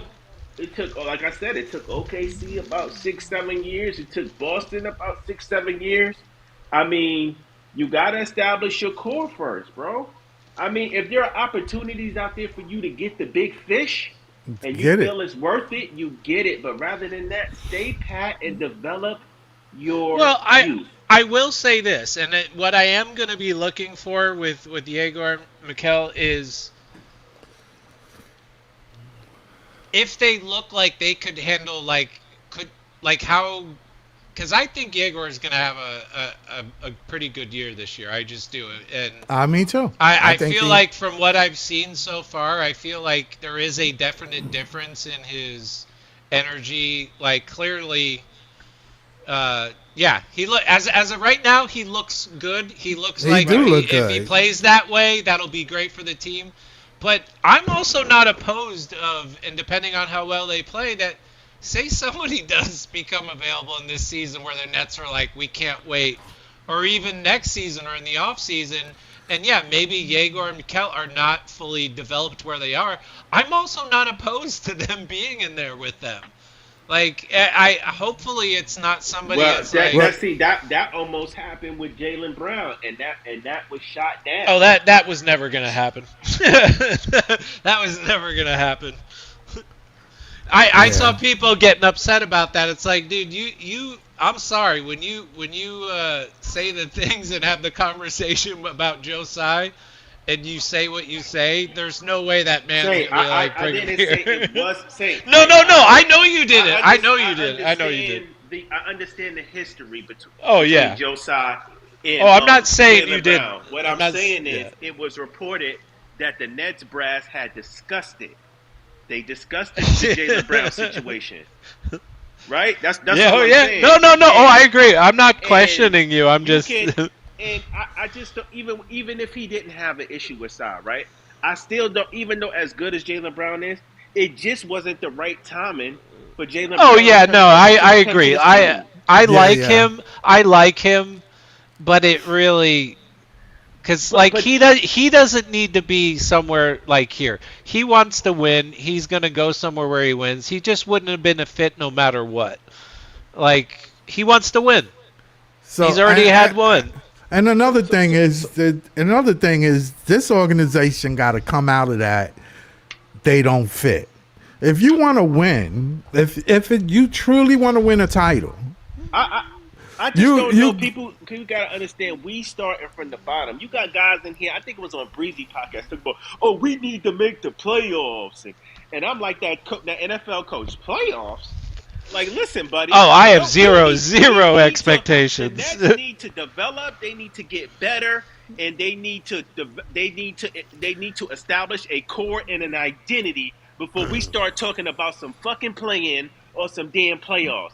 Everybody wants to skip the steps and just go straight to competing. It doesn't work that way. No, the one thing that I did not like. It was kind of a mixed bag in the off season where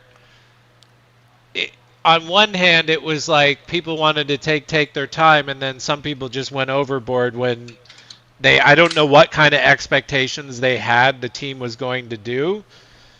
But on the flip side, then you add in what I already had said before, where it's like there's just as a level of it where I felt you could have been a little bit better with the last two drafts and maybe being a little bit more surgical. So but say, are the Nets really in hell though? Like people. I think the biggest question, Joey, we are not in hell. I think the biggest thing is now, like, this is Mark's path. Like, there's nobody else to blame. This is his bait. But let me finish. Let me finish. Okay. Like, I'm just saying, this is his path, and it's gonna there's nobody else to take cover of it, and he's got to deliver. So I think the concern is, what is he going to do? How is he going to develop that? What is the clear plan? And I think the frustration, you've seen a lot of writers, some good, some that you could question, where the same question that comes up and saying there's really no real clear plan at the moment other than just play the young guys. And there is some truth to that. And the only thing I say is that I hate nothing more than wasted assets. Mm-hmm. And we have wasted quite a bit. Yeah. Okay, and I just don't want that pattern to continue. So I agree with you before. I'm quite happy they haven't done some stupid ass contract or spent money where they shouldn't have need to. I agree with you 100% on that. So I don't see how you saying that. You know, we haven't wasted any. We got like the most draft picks, or the second most draft picks out of anybody in the league as far as assets. We have the most cap space. I should say assets prior. I know people are tired of hearing that, but those are facts and those are assets. Now, with that being said, I knew this was going to happen, right? As soon as the big three fell, right? And we was like, man, fuck this shit. We want something different in Brooklyn. We want to build something organically. We want to have a star that we draft, right? We want a homegrown guy, right? Everybody was like, yeah, we need to do this thing the right way. No skipping steps. No merchants, right? No stars who just come here and try to get paid and then shit all over us. And then the Nets do that, and then everybody's fucking impatient. I'm not saying you, I'm just speaking in general. People who wanted the rebuild now are crying because the rebuild is here, and now they just want to win out of thin air. Yeah, no, I agree. That was the one thing that I thought was kind of hilarious in the offseason. It's like, really, dude? Like, come on. Like, this is what we wanted. Yeah. And I'm speaking in general. You guys asked for this. You guys asked for the organic rebuild. Rebuilds. Yeah. I'm not complaining because I wanted the slow approach. I wanted the rebuild. I wanted to tear it down, start over. So I'm very well aware of build it back up from the studs. Nets fans did not want a homegrown star. They lied. What? Because I'm gonna tell you why. Because they had one, and so many Nets fans shitted on him. And I'm talking about Cam Thomas. That Madison Square Garden game It was where we big came time. back from 2030. That was big Jay, time. stop it. Cam That Thomas is should not a have been star, man. Come But that was, on. for but Nets that was a fans. big That should have game, been though. Cam Thomas let's did some gather unbelievable around things for him. us, but he is not a star. Two things can be No, right no, at the but same you time. have to. If No, Cam no. Thomas was a star, he would not be off the map right now. He would be on I'm talking somebody's about bench. a homegrown star. Someone that you drafted and that you can bring them up and develop them into that. That's what Nets fans are saying they wanted. He was the closest thing that we've had who could get to that. Anybody Jay, who averages, hold on a second, anybody who averages 24 points in this league can definitely be built into a homegrown star. And I'm not advocating that they signed him for whatever or didn't sign him, but Nets fans rooted more against him than they rooted for him. well, Like, but that's the thing. Cam Thomas is a very polarizing player. Okay, He that's had the true. fan base split. You had guys like you who thought like, hey, Cam Thomas is not, he could be a star. And then you got guys like down under that saying in the comments that CT ain't shit. And he I doesn't play wait, defense. And he's undersized. And he's a six man in this league and nothing more. So with that being because said, Nets everybody fans in keep Nets world, nitpicking hold on, everybody. everybody in Nets world did not have the same opinion about CT. No, we don't have to have the same opinion. The Yeah, team but you has to. saying he a The star? team. Other people No, don't think he's a star, I'm Jay. not saying he's a star. I'm saying that if we're talking about a homegrown star, he's the closest that we've had out of everybody that they've drafted recently. He is the That's debatable. closest that Until who now, was until wait, we wait, wait, whoa, see whoa, whoa. I'm this not year. talking about this year or last year. I'm Okay. not talking about either one of these two. Who Right, else right. would be debatable? Nobody has done what he's done, and that X game should have been what propelled him. We're not asking for anybody to be perfect. We're asking for them to build these guys up Clearly, and yeah. Okay, surround them. Cle- so why did they let him go then? There's clearly something else going He on hated it that we here don't know. Yeah. Why did they let him go? And why did because he Milwaukee let him go after no, that? no, no, no. One, he hated here, but secondly, let's go back a second. When Saint talks about mismanaging assets, that's one of the assets that we mismanaged. At a certain point after the big three were traded, you could have traded him for something. You didn't. That means you mismanaged an asset. But there's yeah. When Dodo is on Jay, he's record out of the as league. when Dodo, no, that's fine. But before he was out of the league, he could have been traded for something. You did not, so you mismanaged an asset. When Dodo was on And this what you was getting team, for Cam Thomas, Jay? you Yeah. could get anything for him. Getting anything for him I is mean, better than just cutting him for are we nothing. forgetting that That's the mismanaging an asset. Hold on, Saint. Let me say this all right. last thing. But when Dodo was on the team, Michael Scotto and Brian Lewis are on record as saying they were offered 2 first-round picks for him. They did not trade him. They didn't I even don't get a remember that. first-round pick for him. That's mismanaging an asset. That's what Saint was talking about when he talks about mismanaging assets. When you have players who are tradable, where you can get something and you don't, you've mismanaged an asset. What That is happens true. after you don't trade them, that has nothing to do with you mismanaging an asset when you had them. That's Well, true. the thing that I'll throw on there about CT is two things, which kind of Shit is goes to hilarious. no, but then let me finish because there's two sides, like you said, there's two sides, and I have two side answers for you.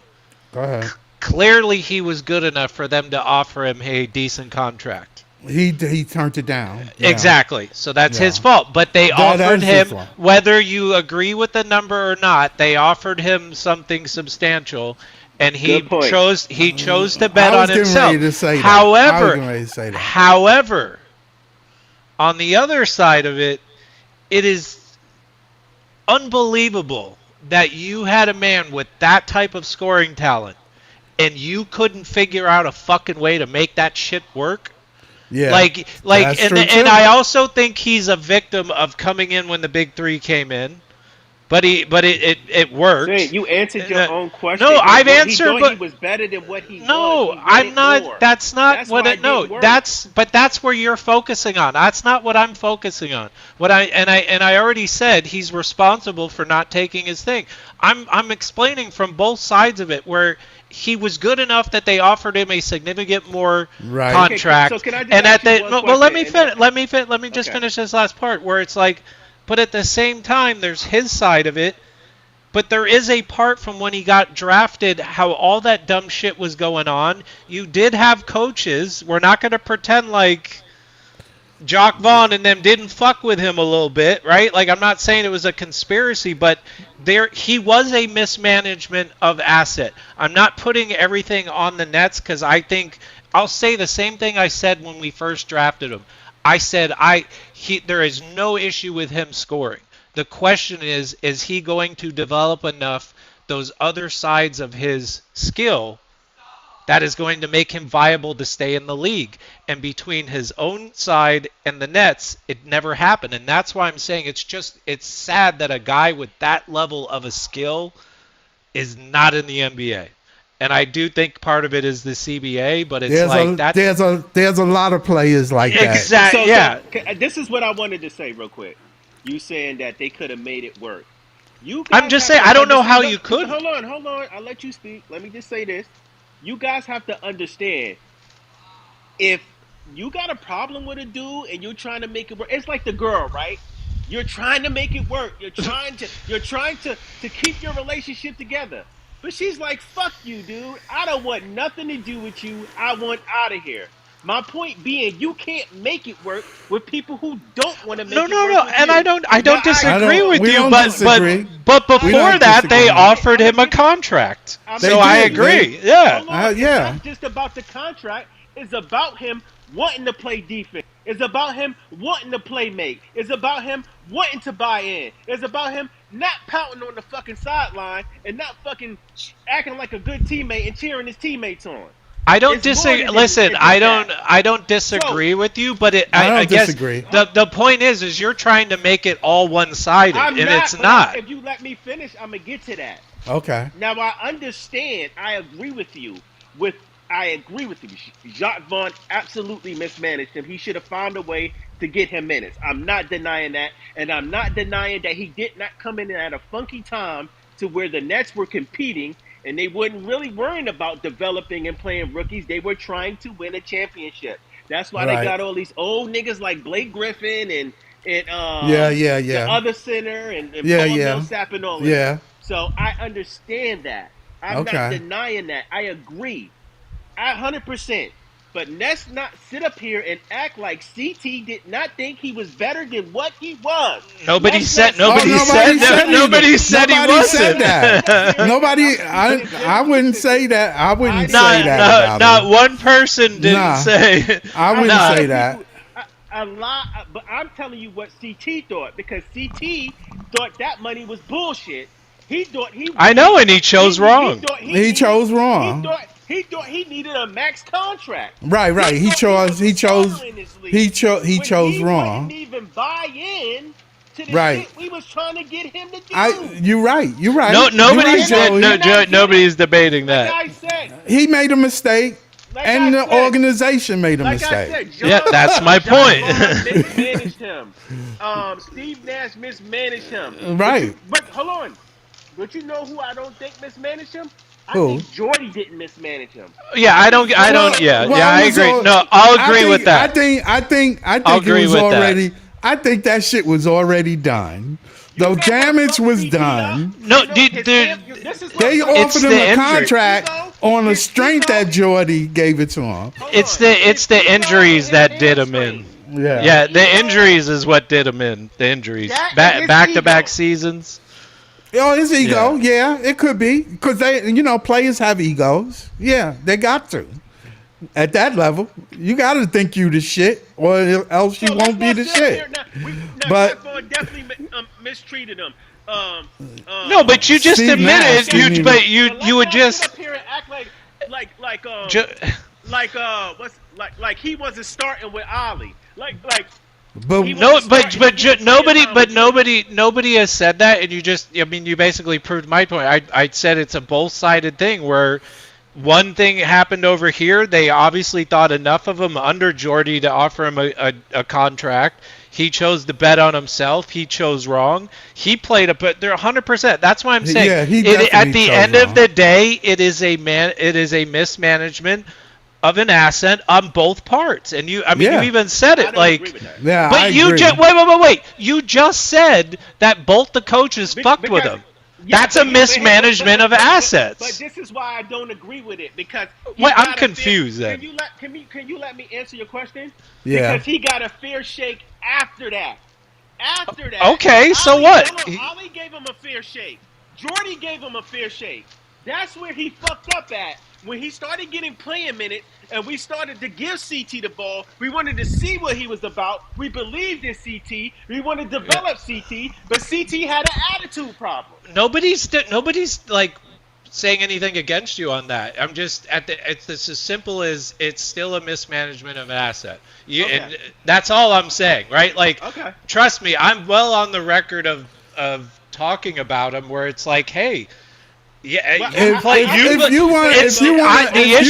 the issue I have is that people that like to pretend like he's an angel through all of this, and it's like, no, he definitely has a gripe on one level that I could understand, but at some point you got to let that shit go or get out of there instantly. Don't wait. We are talking about a guy that nobody else offered a contract.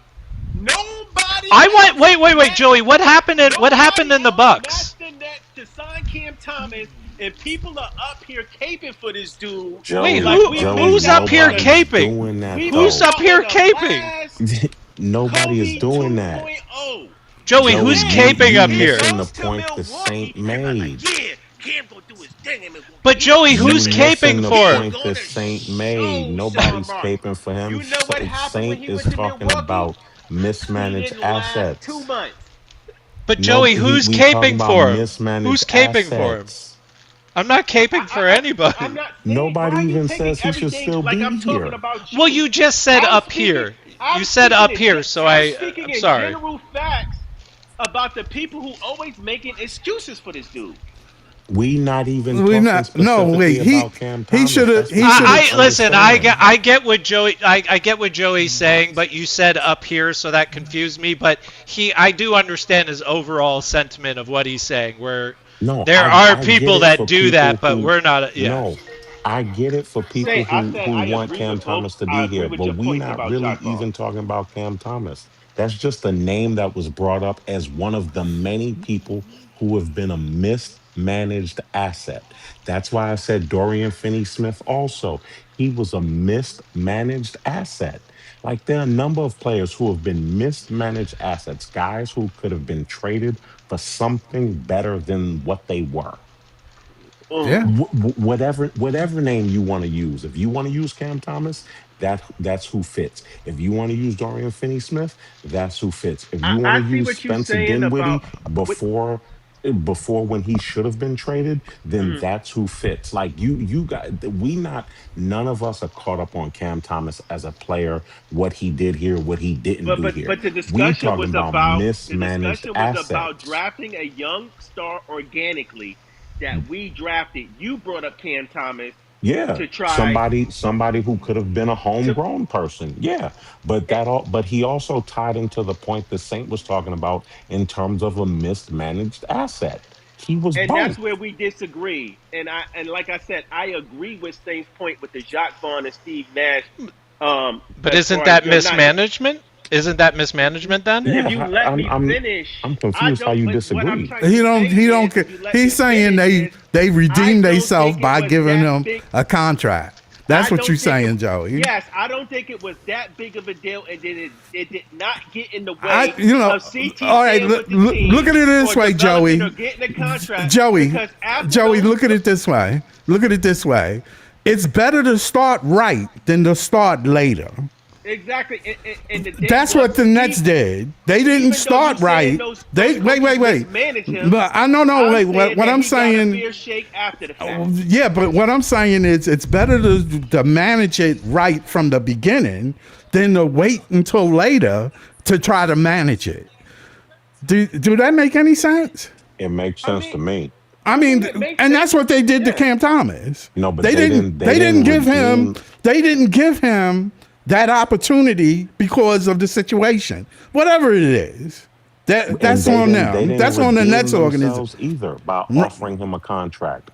If at any point you could have traded him for something, which they could have for a second round pick. It could have been a second round pick. What if they wanted? Maybe they wanted to develop him because they wanted to start, well, like you said. maybe they did. That goes back to you started off fucked up. That means you started off wrong. That means your GM didn't sit there and had a plan from the beginning. For some reason, the plan went out the window. First, we talk about we got to make it work. Then we talk about trading guys. I don't know. I mean, no, it's just you guys all over the place. I'm just saying it's the mismanagement part. That's all. And that's the thing. I'm not even disagreeing with anything you're saying, Joey. I'm just saying, like, at the end of the day, that's why I said from the beginning of the comment was there's two sides to this coin. And Cam Thomas plays a big part of one side, the Nets play the other. And that's where I mean that's my view at the end of the day where at the end of the day, things that you said about like coaches, that's a mismanagement. Okay, so what did that have to do with him getting paid? What did you didn't listen to the other side that I said. Because clearly we even agreed that under Jordy it was different, but they even offered him a thing through all the shit, but it's like on some level that still affects the kid's development where he came in and I even said this. There's a part of this that is just unfortunate is that he came in when we had the big three. And he wasn't a priority. Yes, would have been great if the big three stayed together and he was there. I think we'd be talking about a completely different Cam Thomas. But unfortunately that didn't happen. I mean I don't know how you just agreed about the coaching, so I don't understand how you couldn't. I see the mismanagement. What I'm saying is okay, so that's all I'm saying. That's a mismanagement of assets. This mismanagement during his time with the big three and Jacques Vaughn did not affect him getting paid. Did not affect him staying in Brooklyn. All right. I'll bow out. I'll bow out of the argument. I'll bow out. Okay, Joey. I'm gonna let it go. Okay. I'm gonna let it go. Okay. It's definitely a touchy subject. No, it's not that it's touchy. But there is a point to it where I do, and Joey said it before, and I agree with this. Like people just have a different perspective of maybe how things went, or they're very much stronger about one opinion about one player. And like another player like that is James Harden. Right? Like, ask some Nets, and they're like, oh, I feel bad for him, and blah, blah, blah, and it's all Kyrie's fault. And then on the other hand, there's people like, fuck you, you're a quitter. You straight quit on the fucking team. You pout your way out of everywhere you go. Like, that's another side, right? Like, how many times has he asked out a trade? Like, I'm sorry, if you had to make a bet that he's going to ask out a the Cavaliers, would you put money on it for him to ask out or not? Hell. So I forgot. But I do agree Philly with no more. I do agree. Yeah, right. I almost said Philly.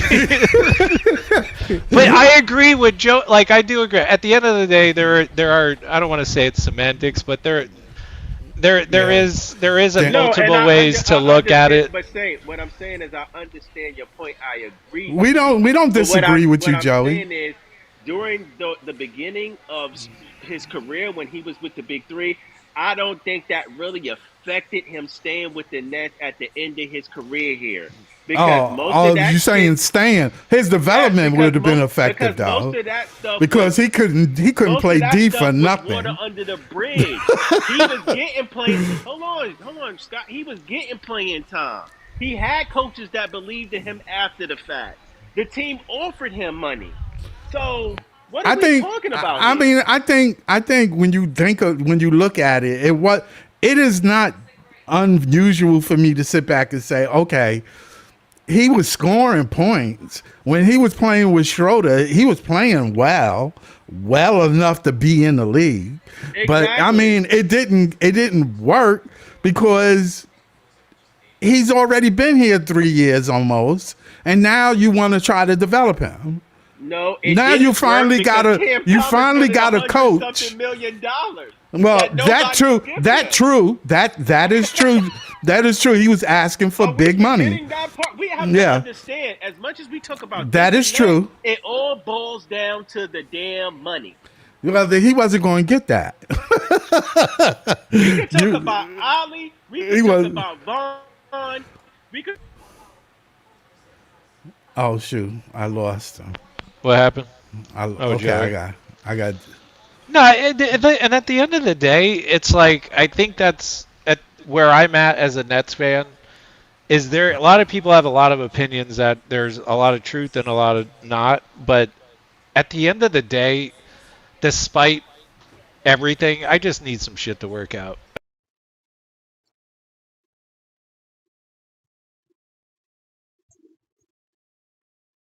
Fan I chose last season because I've never had a football team. Right. I just want one of my teams to play well. Yes. Okay. Well, I'm gonna end the show anyway because we got John here. John, what's up, John? You still there? Can we please bury the Cam Thomas chapter? Yeah. I knew you was coming in. Listen, it's over. It's over. Let me just say this. The moral of the story is the kid never worked on his game. And now he's dropping 40-plus points on his PS5 right now. Yeah. I mean, you could sit there and dog him out all you want. He won a game against the Knicks. I don't care. I don't care. Oh, that's all it takes for you? I don't care. I don't, Joey. John. I don't care. I don't care. Nobody on this team right now can say that. Nobody on this team right now can say that. That's funny. No, but I'm being real. I'm being real. You want me to be real? I'm telling you, I'm being real. So you were paying this kid $40 million for one game? No. Listen, what happened. He should have took the $30 million. He should have took the $30 million, John. Nah, he wasn't even worked out right now. He should have took the $30 million. He might have still been in the league. He might have still been in the league. He might not be with the Nets, but he would have still been in the league. He should have took. At the end of the day, you got to work on your game to stay in this type of NBA. Listen, I don't know if he would have been still in the league. I don't know that. If they offered him 2-year, $30 million under Jordy, he could have been better. But he has to open up to want to do it. And that was on him. Well, the injuries, too. The injuries they just buried him.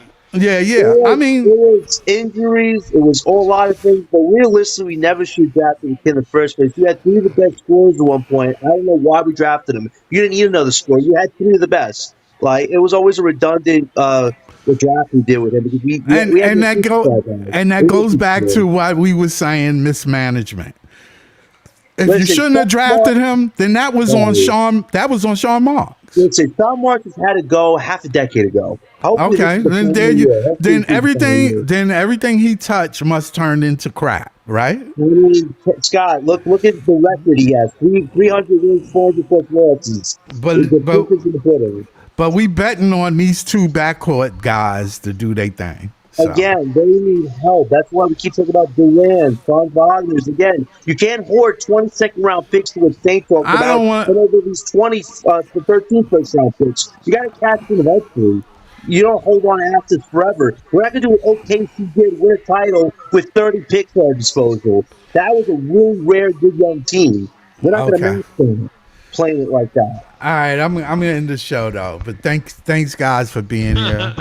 That was fun, right? Dude. To be honest, with the week I had, dude, with my mom, just it doesn't even feel like what happened with my mom was even real. It just went in for one thing, came out with part of your lung missing. Yeah, It was yeah. like, what the fuck just happened? So I needed to Something to yap laugh. tonight. So I All right. appreciate No appreciate problem. it. No problem. I appreciate everybody in the chat. I had mad people in the chat room. I ain't going to even go through the list. Jamal, Big Homie. I had Dren. Who else I had on there? A couple of people. Down Under. Appreciate your players for keep. I appreciate y'all guys. Anybody in on X, please hit go and check me out on YouTube as well. Hit that like button, subscribe, follow on X. I appreciate y'all guys. Peace out. Later, bro. Oh wait, we're still on the computer. No, that was good. That was fun. I enjoyed that.